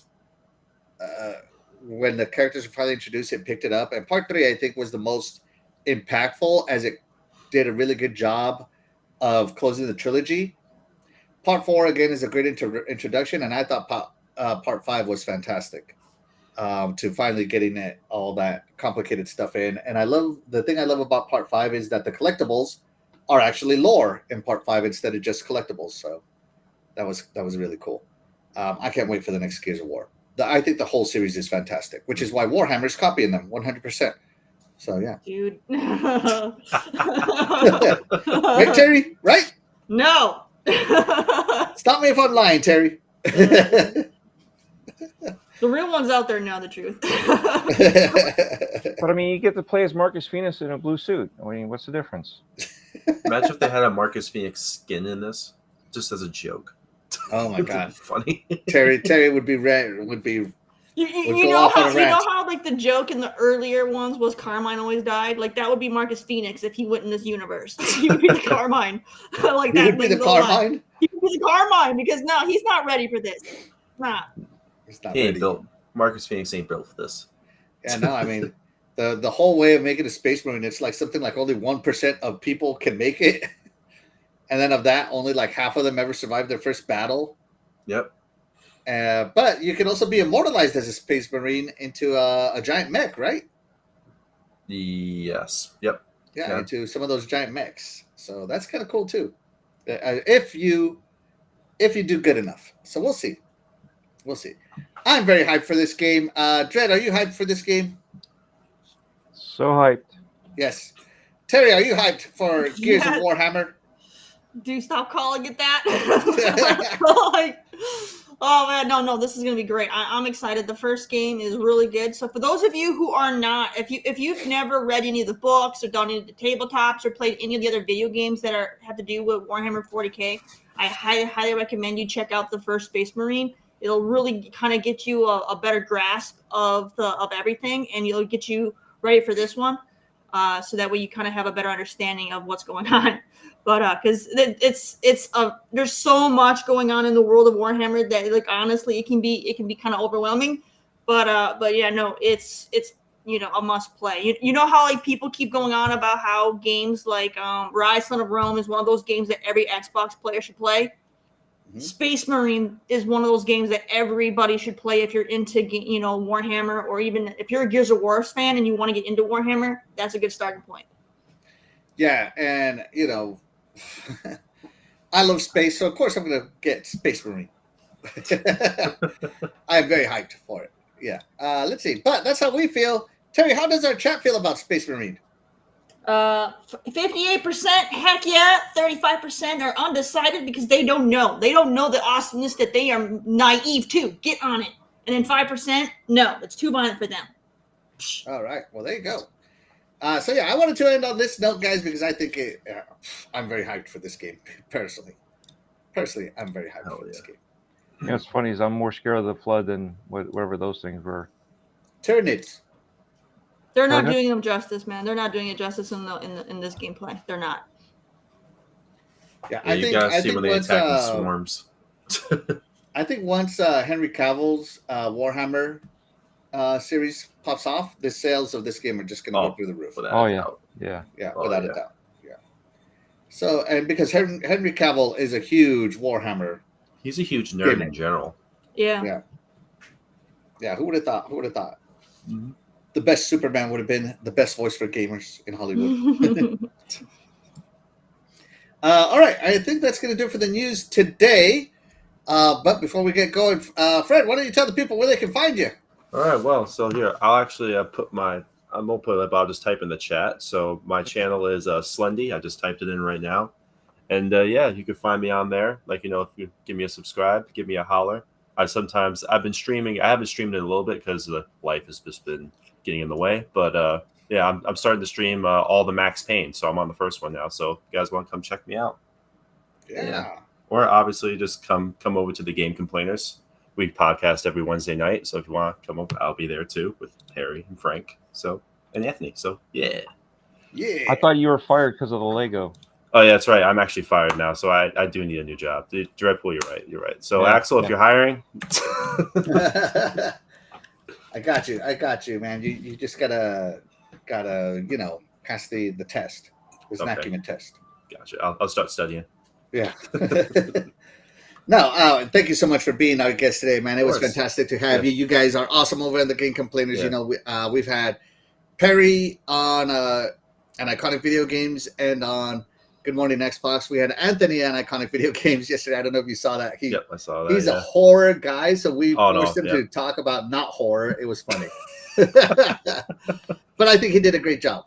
He did a great job, Yeah, thank you for having me as well, Axel. Thank you very much. It was an honor. Yes, and of course, all you guys are great. So that only leaves Frank. Frank needs to make an appearance on our podcast. So, and we have him penciled in. We have him penciled in already. So we'll see when he comes in. And of course, guys, with that being said, guys, we're going to go ahead and get out of here. But again, we wouldn't be able to do this without you guys, the chat. And that's why you guys, the chat, will always be the MVP to all of the shows here on the Iconic Video Games channel. And with that being said, we're going to get out of here. I'm Axel1324. I'm Cool Cat Terry. And I'm Dreadpool, as I like and share this podcast that should have been shared before. Absolutely. And we are going to get out of here, guys. Thank you so much for watching.